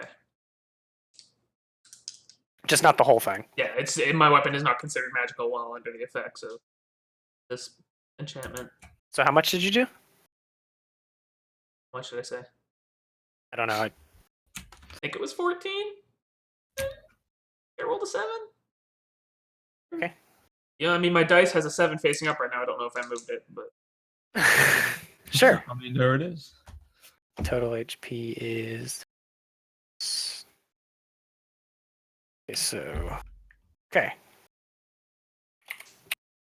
He is bloodied. 2E.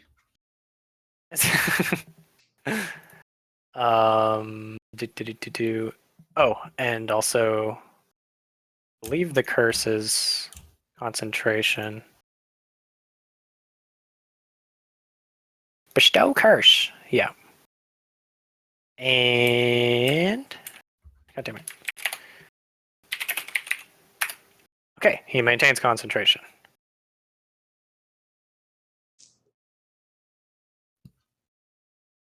Alrighty. As he looks extremely rough, he Alrighty. He looks at both of you and looks at you very hatefully. This isn't the end of this, as he casts banishment on both of you. And I need you both to make charisma saving throws. Charisma! Oh god! Charisma? Mhm.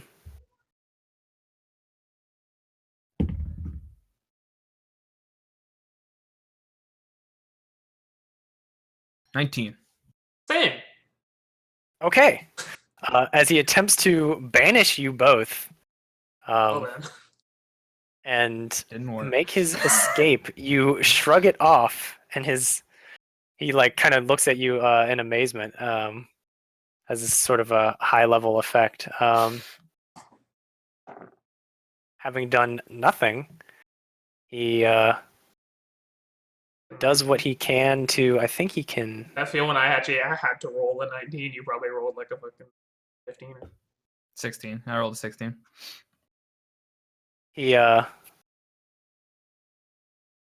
clutches his holy symbol and maybe that's not worth it actually. No, he backs away from you, Baracus, and attempts to run away. Provoking an attack of opportunity. Yeah, if you want it. Booming blade. Fucking opportunity attack. God. He can do that. I can. I can use booming blade as an Or opportunity caster. attack. He can react with the spell. Okay. Disadvantage.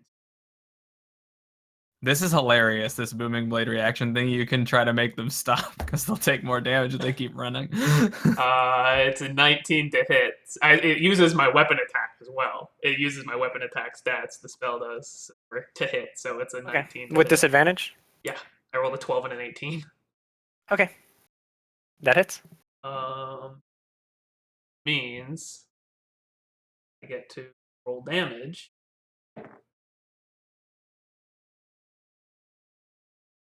Six plus 4, 10 plus 3 for my arcane strikes, plus another d8 thunder damage. Okay. So, sorry, what did that? That was 13, 16 with 3 thunder damage, 3 magic damage, and slashing damage. And yeah, if he moves, bad things happen. Okay.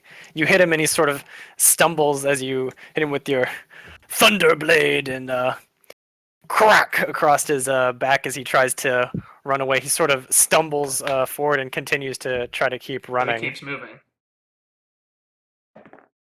2 more d8. Whew. He takes another 14 thunder damage. As he stumbles forward and tries to keep running and sort of falling down, stumbling on the ground, getting up and getting his robes out of the way as he tries to keep running. You can hear crackles of energy popping up around him, and with each step he takes, there's just loud as he gets thrown around by the energy and stumbles forward, exploding to his demise as he tries to make his escape and sort of gets blown into the air and just landing on his face. He's dead then. I'm gonna go over there and make sure. You go and check it out. Like, give him the old pulse. He appears to be unconscious and dying. Why does it have to come to this?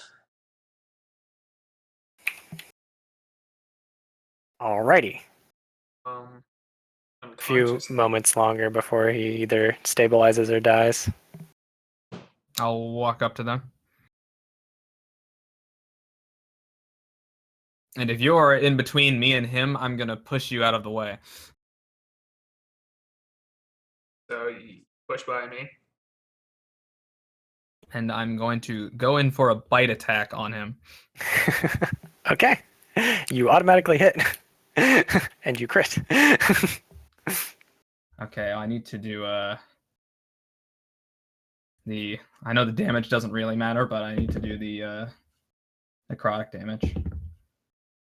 8. So I heal 8. Okay. And with that, as you bite your victim, and as you watch Baracus, he sort of rejuvenates himself a little bit as he does this, and the elven individual who not won his first death save does indeed very much die um, at this point. Um, and yeah.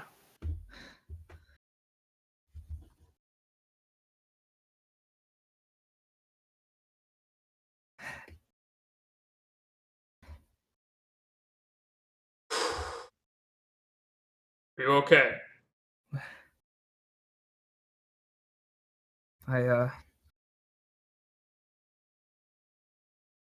I think I blacked out for a moment there.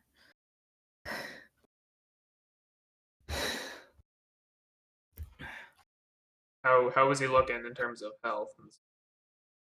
Now I'm at 16, which is half my health. Actually, it's exactly half my health. Blacked out. Looking a little rough, but a lot better than before. Perhaps you should go sit. Was certainly an ordeal. I owe you everything. You owe me nothing.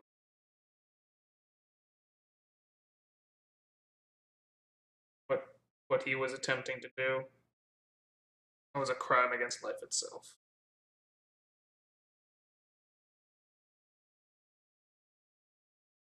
I could not sit by and watch someone execute someone who had done no wrong simply for the crime of his.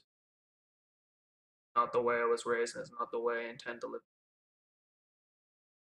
I don't know what this will cost me. Cost the city, but cannot in good conscience. Could not in good conscience let that happen. Well, I still wish to help. I won't go back there. Go back where? F-Floor. Where we were taking you.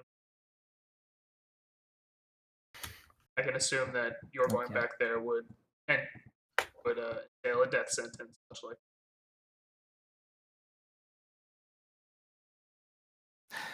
No one good waits for me there. Could you answer me one question completely honestly for what I have done for you? What's that?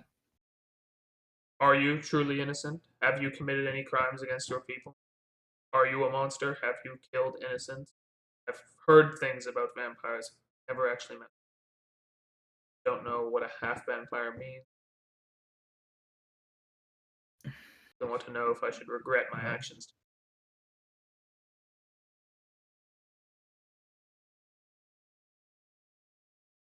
Well, I suppose I myself, I have done nothing. You've committed But no crimes. Killed no innocents. my mother died in childbirth. And who knows how many people my father has killed.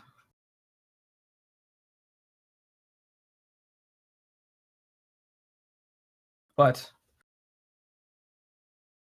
So your it's people been very much believe in the sins of the father. it's been many years since I've been to my home. I've been living out here for I suppose to your kind almost a lifetime.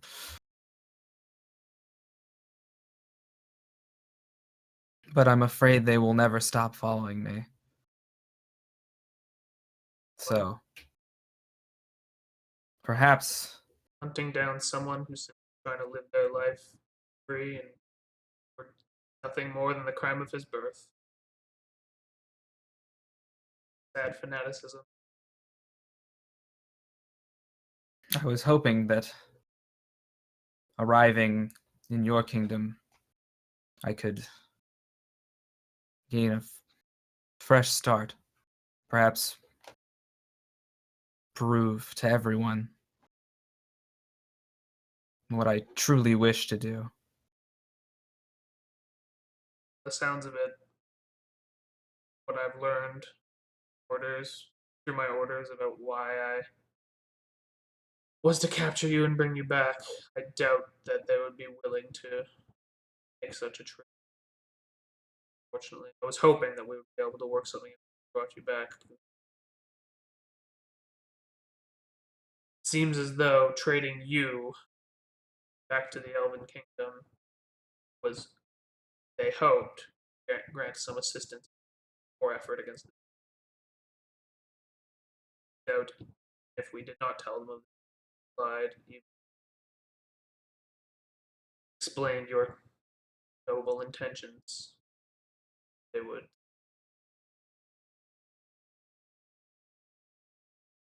Well,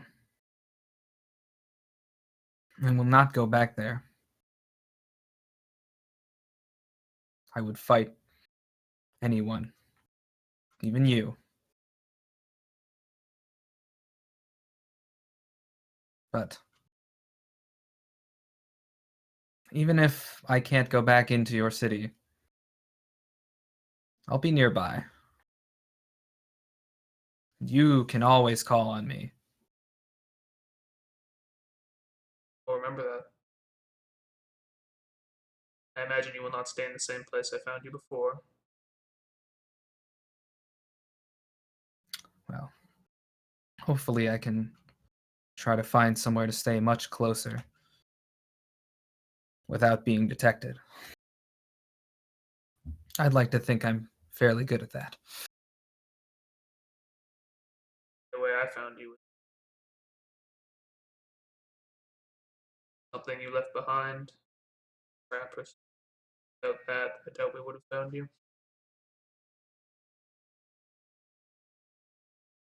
Well,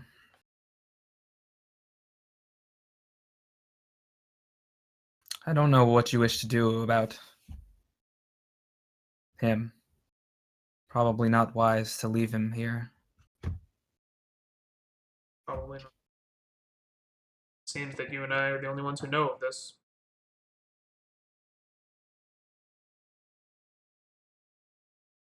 I will not. We must part ways once we get towards the city. And you can tell your captain what you will. But I'll be around. Should I need your assistance? Call upon you.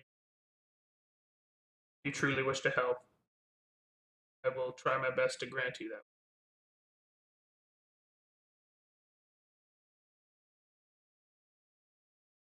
It's like that.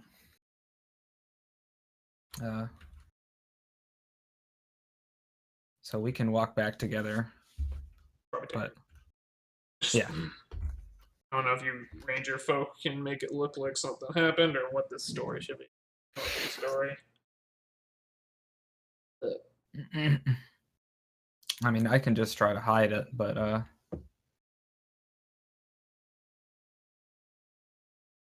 I don't have any special skills for that, if that's what you're asking. In terms of a story, I could tell them you escaped, killed him at night, almost escaped already. I will not I tell them would, that if you don't wish to be guilty of such a thing. I would prefer to keep the blame off myself. Perhaps even don't even mention that he's dead. I escaped. And you parted and went your separate ways. He went back to Fleur. That ruse would only keep for so long, but Not sure if that probably get word never made it back, and I would be under. well, we can think more on it on the way back, but whatever you must do.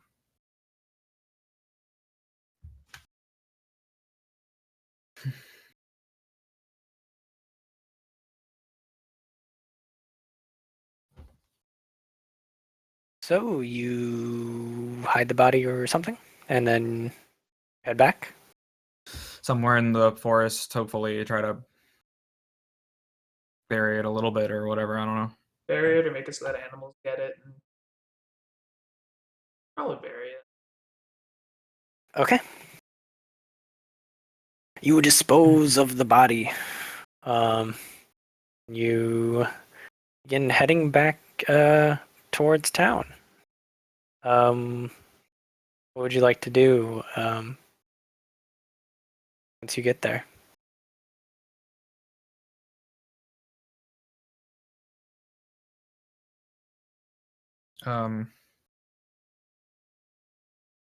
Once we get pretty close, first I'll ask for my weapons back. Certainly escaped. You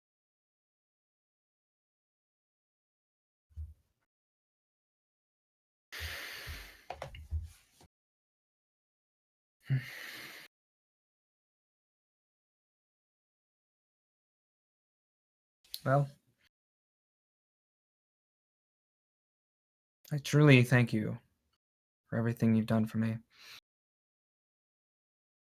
If you ever need my help or need to find me, just head into the woods. I'll find you. know? And I'll hold out my hand again and say, friend. Last bit. Alrighty. And I'll head into the woods. Arcarius slips off into the woods somewhere near the city's outskirts.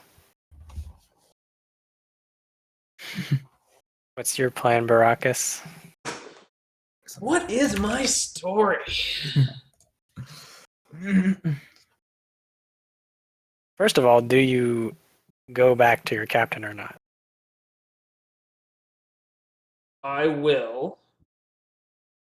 How far away were we from L4 or whatever? Oh, super far. Super far. Yeah, you'd only just gotten out of the city and traveled for like another 3 days. Didn't even make it to Log Nettle. It was super far.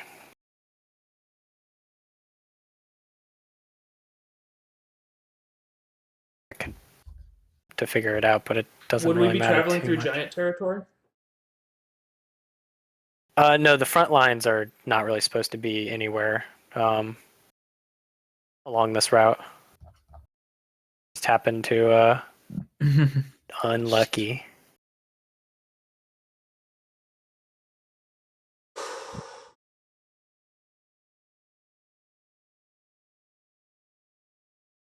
Yeah, you were only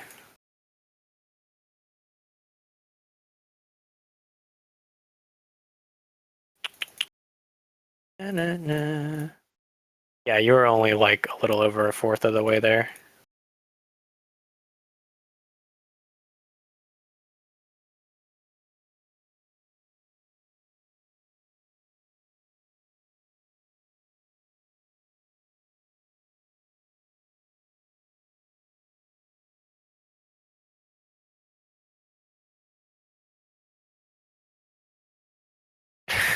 What are you debating, whether or not you can sell a lie?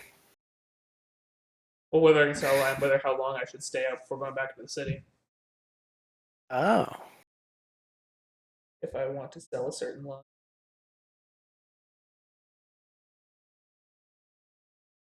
Yeah, I'm also just trying to come up with a fucking story. All right, I'll give you a second to think. I have to pee. Look, Good luck. dude. Story, huh? What do you think? Got any ideas? Uh,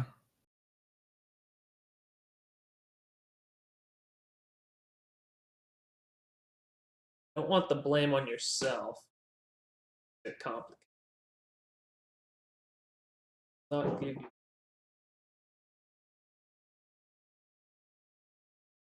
um,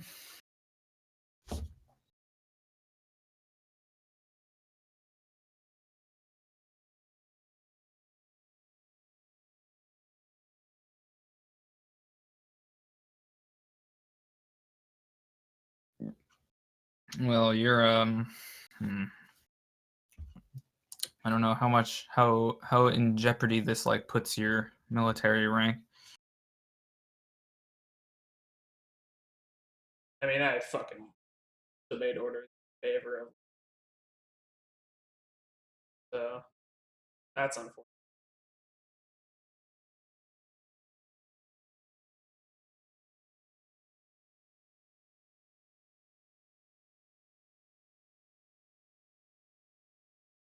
But any lie can only last so long, so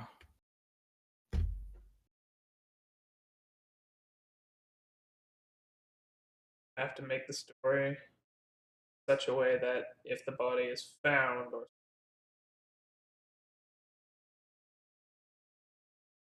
I'm not instantly. I'm pretty sure they would put the blame on me, since They would. I bit him. Yeah, he has bite marks and sword wounds. Two things that I have. All right, Bucko, how you getting out of this one?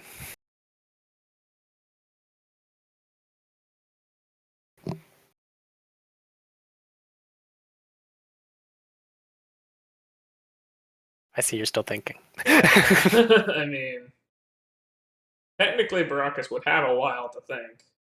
Yeah.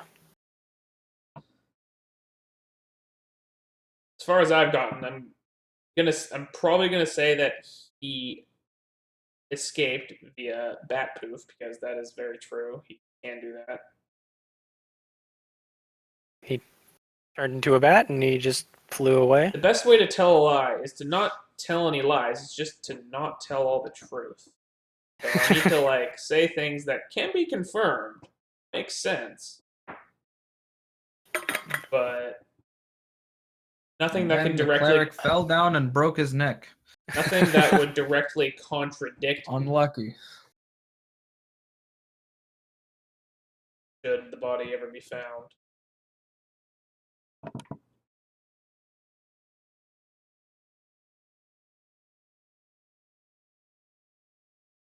I don't want to like put the blame.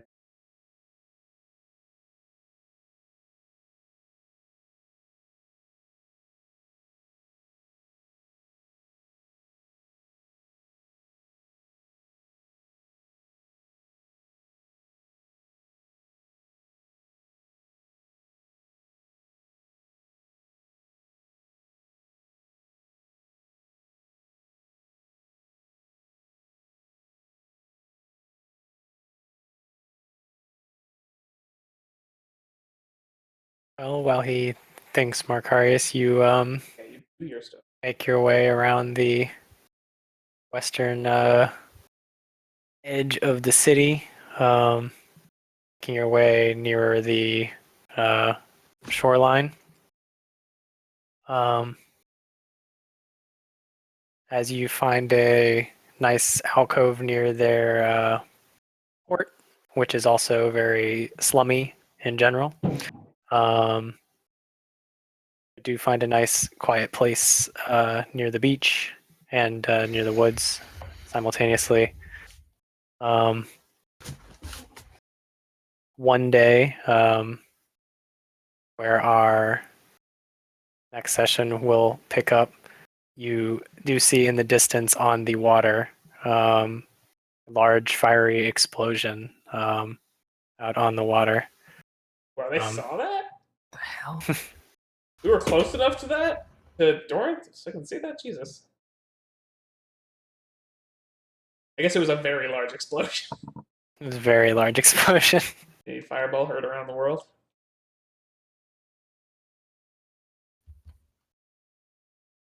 And that's where that would leave off. That session would leave off. Uh-huh. As soon as we figure out what you're up to. Well, would the session then end with me going back into the city with whatever I'm saying, or do you want me to like actually meet?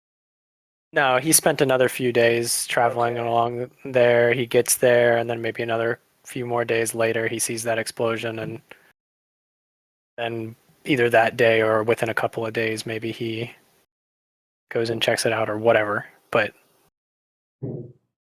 yeah, this is, well after you have done whatever you were going to do.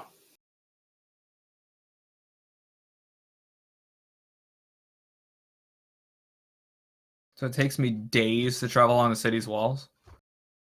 Yeah, along the outskirts. Big ass fucking Trump ass wall. The slums don't have like walls protecting them. You can just travel in the slums.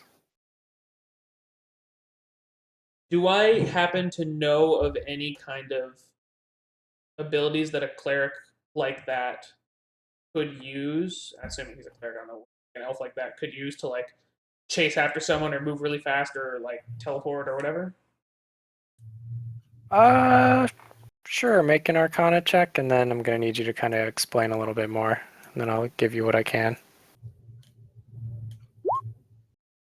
Okay, and what exactly do you want to know? I want to know if the elf would have any kind of reliable way to like significantly outpace me in a chase. So like the lie I'm thinking of in my head is Markarius in the middle of the night while I'm sleeping poofs into bat, flies off. Elf notices, chases after him, but they're both way too fucking fast for me and disappear into the woods. And my fucking like plate mail ass is like, oh fuck, kind of thing. Or my non-plate mail ass even still like going in shit, fucking middle of the woods. This isn't my territory. I don't know woods thing, and I try to chase after them, but I can't keep up, and I'm like, dark, and I'm just shit. I lost track of them. Yeah, it is. It would be feasible for them to move less hindered than you. Not only because he was not in plate, but he could move more swiftly than you through the woods by magical means. He can go by magical means and move far. How much more swiftly could he move? All he's got is freedom of movement, which just means he can't be affected by difficult terrain or be paralyzed or restrained or anything like that. How long does it take me to put on plate mail armor? 10 minutes. Forever. Long ass time. Yeah. Like 10 minutes, yeah. It's super long.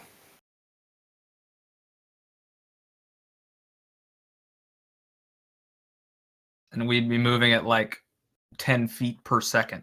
So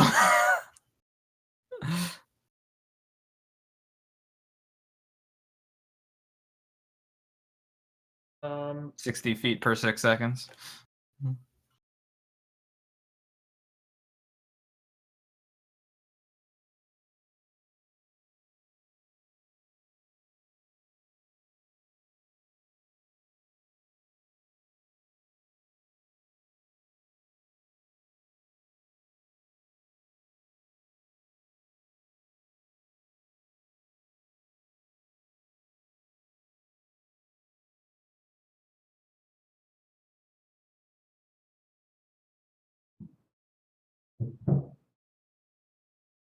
I'm going to wait a day before going back into the city, so that it's as though we. I'm gonna make it so that it seems as though that we had gotten a certain amount of distance, just about the distance that we traveled, like in reality. Um, and then the same amount of time that it would take to get back plus 1 day to make it seem as though I waited around at that spot for 1 day. Okay. And then when I go back, my story is going to be that middle of the night, I was sleeping, and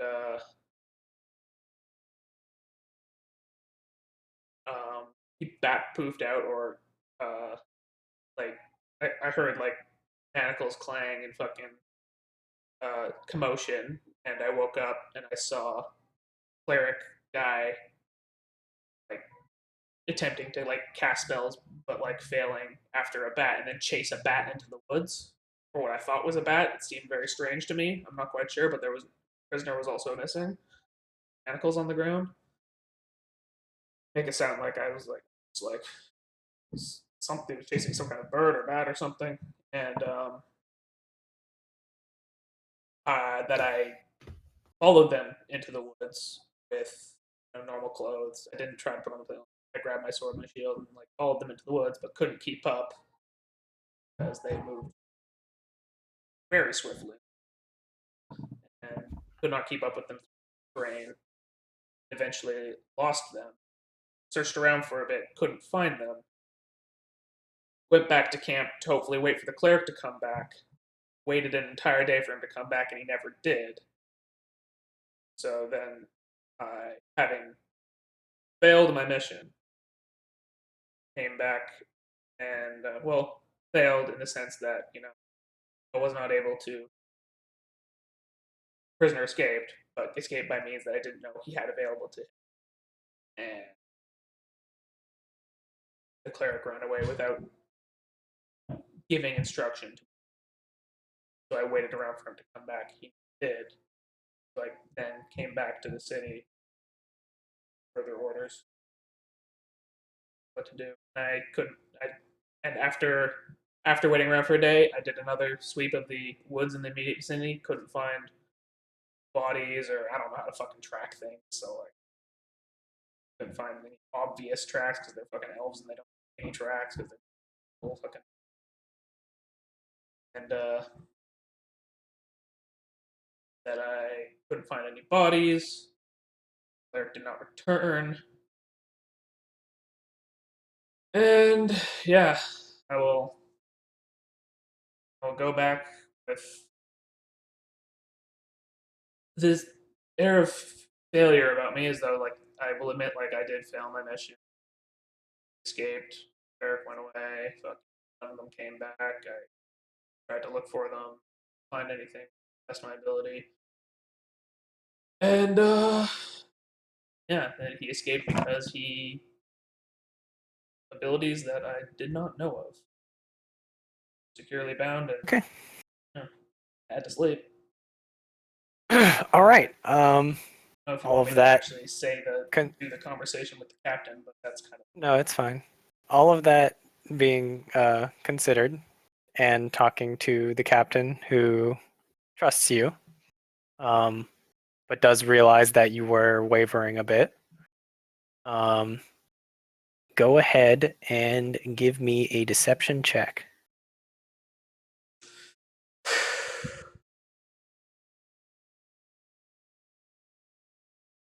18. Pretty good. Okay. Good. I don't know what this captain's charisma is. I don't have any bonus charisma, so I can't do anything. Well, So it would be based on his wisdom. His wisdom? He's probably Deception better wisdom than charisma. Shit. Deception versus insight, generally. Oh, I have nothing to either of those. Fuck. The flat 18. okay. So Fuck. the So fucked. captain sort of looks at you as you tell him the story, sort of nods occasionally, listens and listens and listens.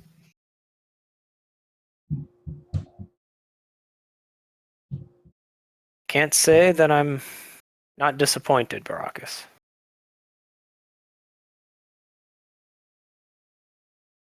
I chose you for this task because you are one of our most promising students. And I will admit that I had somewhat of a desire to keep you away from the front lines, to shelter you, raise you, groom you to be commander. It is clear to me now that some decisions might be too difficult for you. And while your stories should hold, know that I know. Know that I know. Now, you are to join up with some of the other newer recruits, and you will head out to the to Doran's port through the west gate. You will await special orders there. You will be talking to Captain Lycus when his ship returns from his voyage to Coggerheim. Understood? Understood. Before you go, you just, as you turn to leave, Baracus, it's okay. Thank you.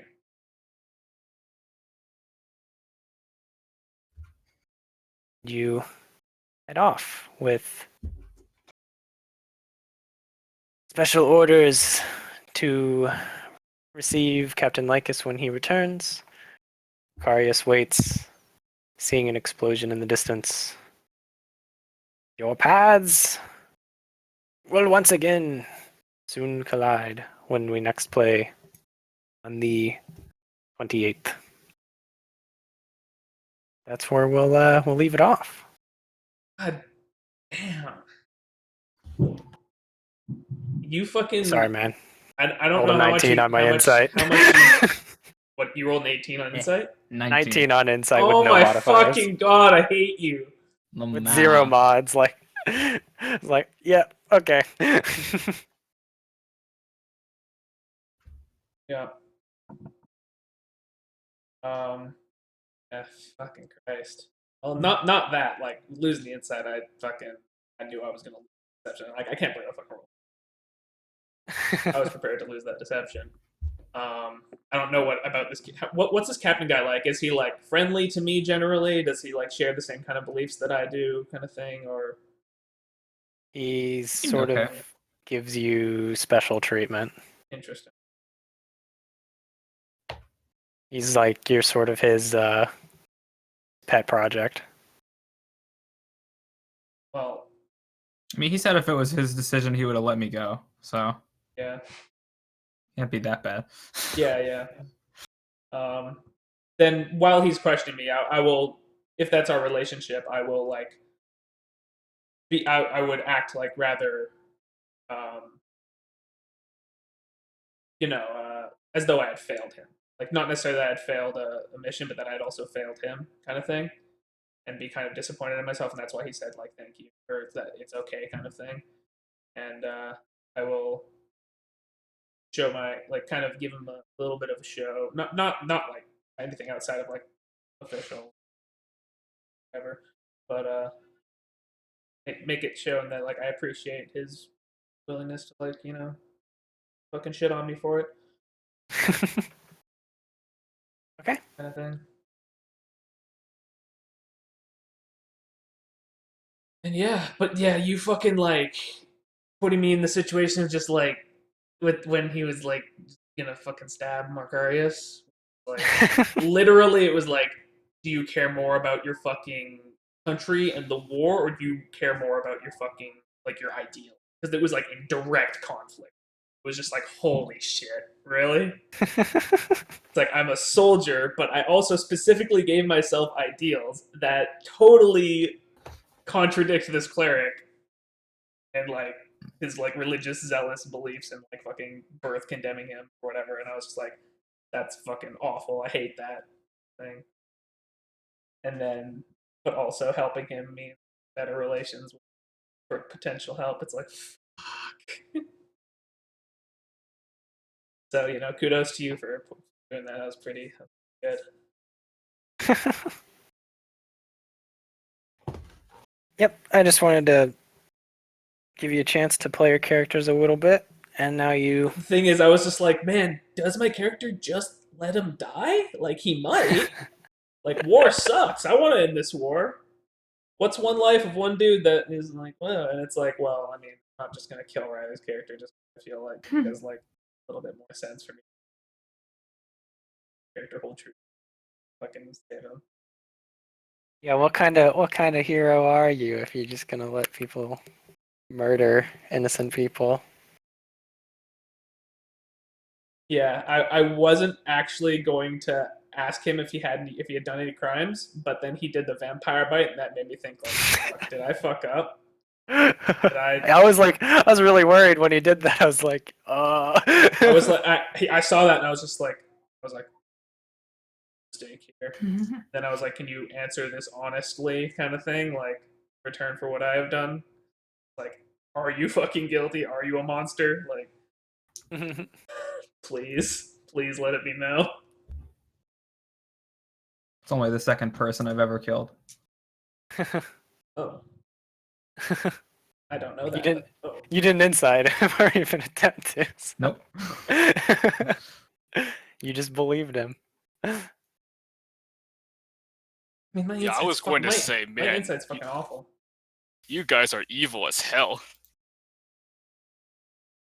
Evil as hell. Oh, were you watching? Yeah. Like, I mean, sure, stop the cleric guy from killing an innocent person, sure, but then you just, like, all in try to kill him back, and then he tries to run away, and you finish him off. Watch as the guy you're defending coup de grace him, and then don't even question it. Like, Jesus. I know you're lawful neutral, but if you were a lawful good and I was a DM, that's probably a alignment shift a bit right there. Well, my logic I don't know what part of that was lawful. That's funny. We both did that. He finished off the pleading giant, and I finished off the downed cleric. Yeah. I missed the pleading giant part. When I got there was like a giant cowering and crying. I was like, what the hell happened here? And then you just killed him. I was like, okay, whatever, he's a giant. Of course I'm going to kill the giant. We're in a war against fucking giants. It's not like, I mean, yeah, that was fine, but this time you're a fucking professional soldier under orders that this is really important to escort this guy and you just straight out murder him. Okay, well, my choices were, be a professional soldier and just let Riley die. Like, woohoo, fucking great, like, pre-session. Like, he just knew that I actually wanted to play the warlock. Yeah, it's like, come on, like, I have to fucking do that. And then after making that decision, like, I don't really have a choice there. It's like, what am I gonna do? Let Riley's fucking character die? Like, come on. No, I think he's saying you should have just let him run away. And to be fair, I killed him, not you. Saying that the whole stabbing in the back part was dubious, I'm sure you could have, I don't know, at least tried to non-lethal something. Well, I didn't kill him. He was unconscious, and I didn't kill him. And then Riley killed him, and I was like... But, at the same time, with how I've described my character, he does think things through very logically and realistically. And had that guy lived, it would fuck me over, sure, but it would also fuck over our war effort immensely. So yeah, my ideals made me, like, took over in terms of, like, stopping him from Riley. Then this guy actively presents a threat to my life. So I'm like, well, shit, I gotta fight back. I fight back. He goes unconscious. I don't kill him. Riley kills him. But at the same time, I mean, you had already gone so far that if he lives and goes back, exactly, and it's like, hey fam. At that point, so basically at that point, I pull the stake out, right? I don't want to fight this guy, but I pull the stake out, being like, listen, like, fucking stop this. This is retarded. And then instead of the elf guy being like, fine, I'm going back to my kingdom and gonna shit on you, he attacks me. So I'm like, shit. So I fight back. And well, I guess I didn't. But I went before him and I attacked him. I was at 8. I was at 8 health. See, the reason I told you to back off was because I was gonna thunder wave, and that hurts you.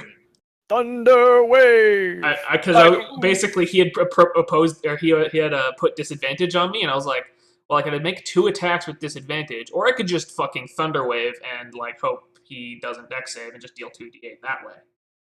But Did you record this one? oh yeah, I did. Okay. It's still going. But yeah, so then at the point of war fight, he's trying to kill me now. He said, I will pay for that. Fucking starts magicking me. I'm like, shit, I fight for my life. Oh, yeah. Knock him unconscious. I'm like, alright, fight's over. Riley swooses in, kills him. I was like, well, shit. But it kind of makes sense, because had that guy lived, having us fight, it doesn't matter who believes who. His kingdom is going to believe him that I fucking attacked him. Doesn't matter what the real truth is to anything. It's just, we're going to get shit on by the elves if that Still, envoy... Curse isn't nearly as dank as I thought it was. Yeah, if that that's envoy not gets that back and tells them what happened, or even puts his own spin on what happened. So, like, in terms of, like, keeping the kingdom safe and keeping the war effort going and all that shit, it's like, well, the fucking necessary evils of war at that point. I'm not proud of it. I didn't want to kill him, but I also didn't want to let him kill Riley. It's like it is very much there's some conflict chance. There's of some chance ideals. what you did gets you both of the things that you wanted. You don't necessarily gain favors with the elves, given Yeah. now some cleric guy's just dead. And like, to be fair, I didn't like the cleric guy.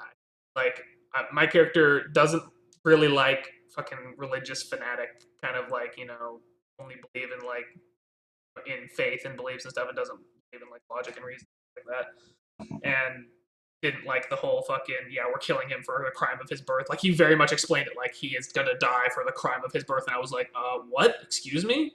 Like, I fucking didn't like, but I wasn't gonna kill him. And I think he had a fair point with the giants.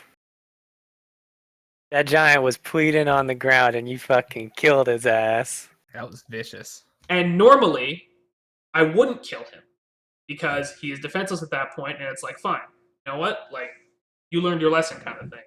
But again, we're in fucking war. This giant is closer to our territory than he should be, any right to be. And I don't know what this giant. He can speak. He can. But don't you think the clergy consider themselves at war with vampires? I don't know.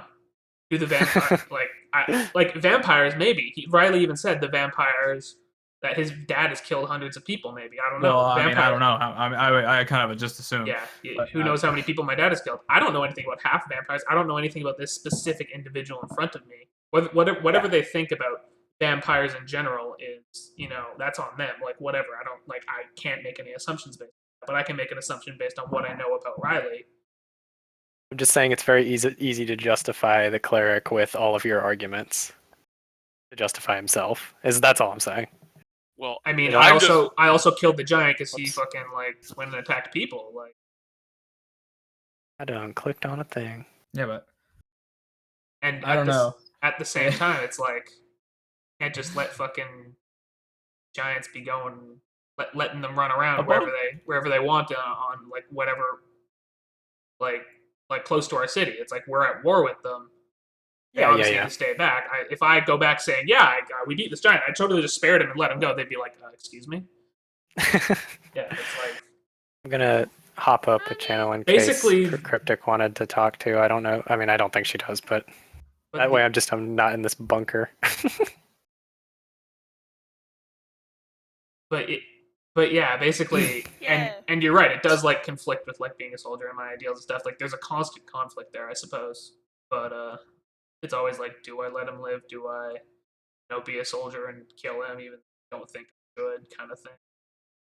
Sometimes I do think I should. Like, to be fair, I think that the rules of war would state that someone who surrendered should be let go. I don't think you just killed them.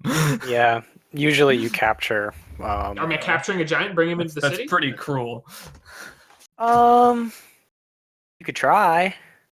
I mean, yeah, it's when you consider the whole prisoner of war thing, it's a bit impractical when you're fighting giants.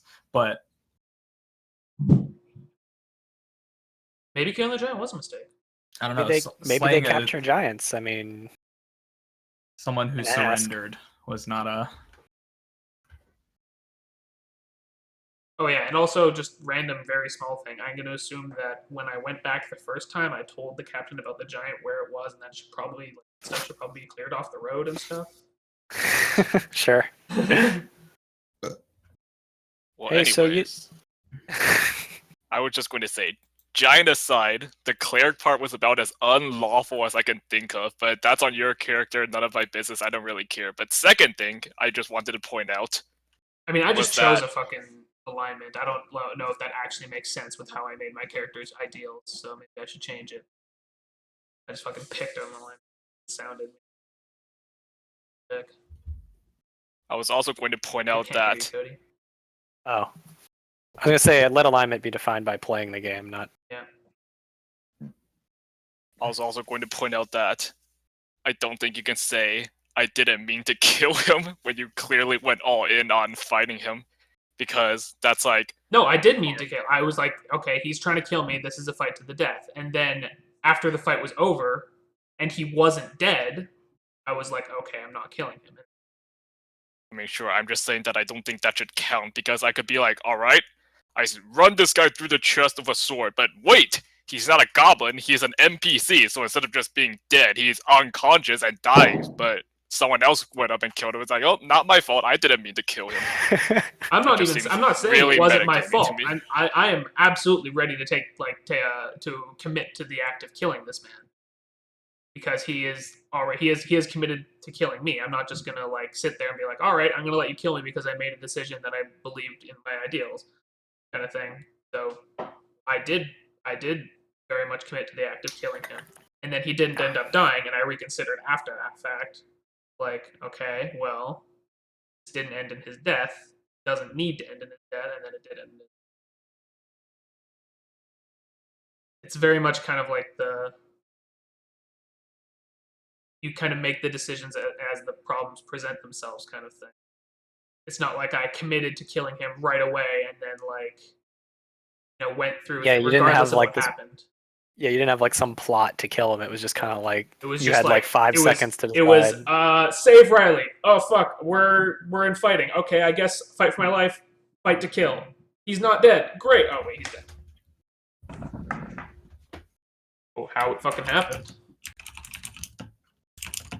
And You yeah, can always attempt to be less lethal with how you fight people, though. yeah, I always forget that.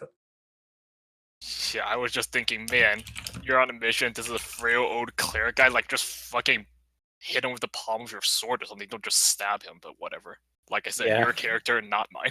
Something I do with Brug in second edition a lot is if like it's just like a caster or something, then I'm just like, I'm stronger than you, grapple. And then they're just like, well, I lost. Do you?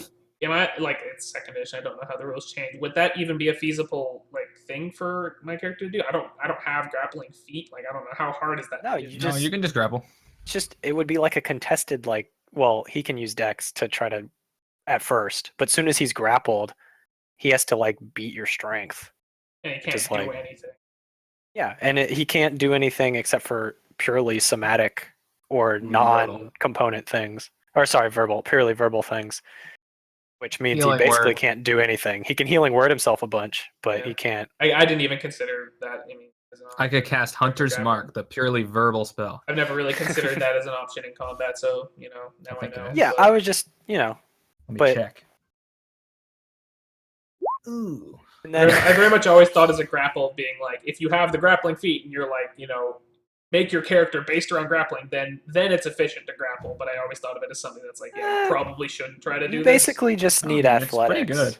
Like, I don't know if anyone missed it, but at the very beginning of the Pit Fiend fight, Grog grappled the Pit Fiend, and it basically blew that Pit Fiend's whole turn. He couldn't do anything because he had to break out of the grapple with his whole action, Yeah.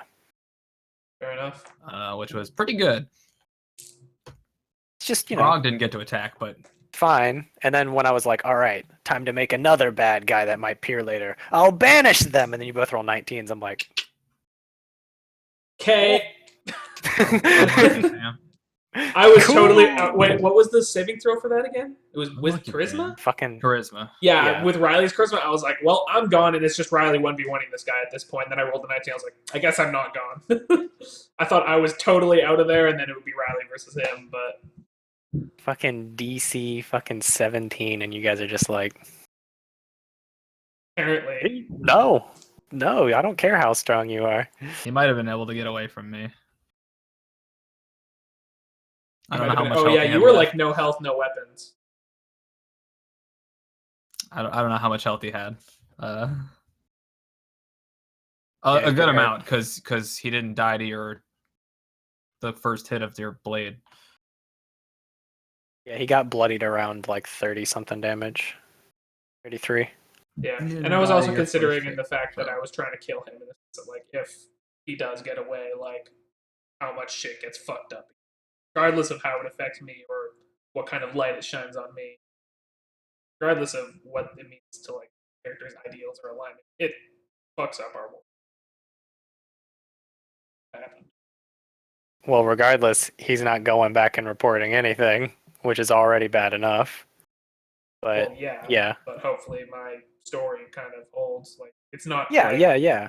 It's like he doesn't show up there, and they're like, "What happened?" We're like, Yeah, they're "Man, like, we oh don't know shit, what the happened half here." vampire killed him. Yeah, That that's what sucks. everyone's going But to at think. the I same didn't time, blame it Riley, was but your I couldn't think, like- responsibility to Yeah. lead him back. So it's still kind of your fault. I know, and that's why I went back and was like, I failed.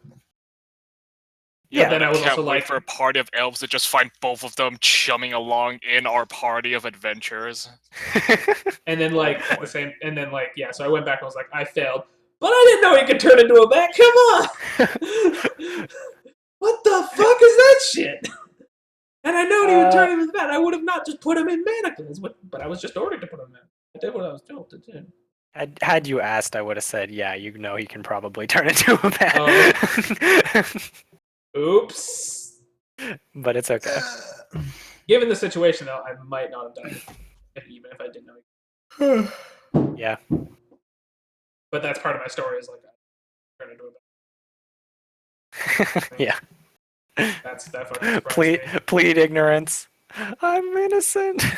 I didn't know. know. I mean, I'm not pleading ignorance and being like, it wasn't my fault. It's like he escaped because he did something that I did not expect him to do, and that is on me, kind of thing.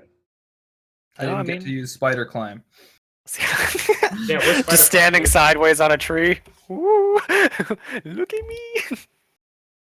Maybe this will all backfire into my face, and I become a fucking wanted criminal. I don't know. You have the captain somewhat on your side, but I'm I mean, the not captain doesn't know gonna I try just to fucking- assuage your fears as far as how the elves are gonna feel about the whole thing. Nothing happens when their mage just cast speak, or if they find the corpse, just cast speak with dead. Whoops. True. Hey man, what happened? D&D has so many ways around shit like that. God damn it! Can't fucking lie about anything. I mean, if we had thought about it, then there is a way to get around that, because if you cut off his head and take that away, then you can't speak with him. 'Cause he needs a What- I mouth. thought you what if guys. they find the head? I thought you guys were just gonna fucking crucify him and leave. Put him on the cross. Hang him up on the cross. Yeah, I was like, that's. I'm so not bad. doing that. That's a fucking Yeah. death sentence to me, or maybe him. I don't know, depending on how I throw the story.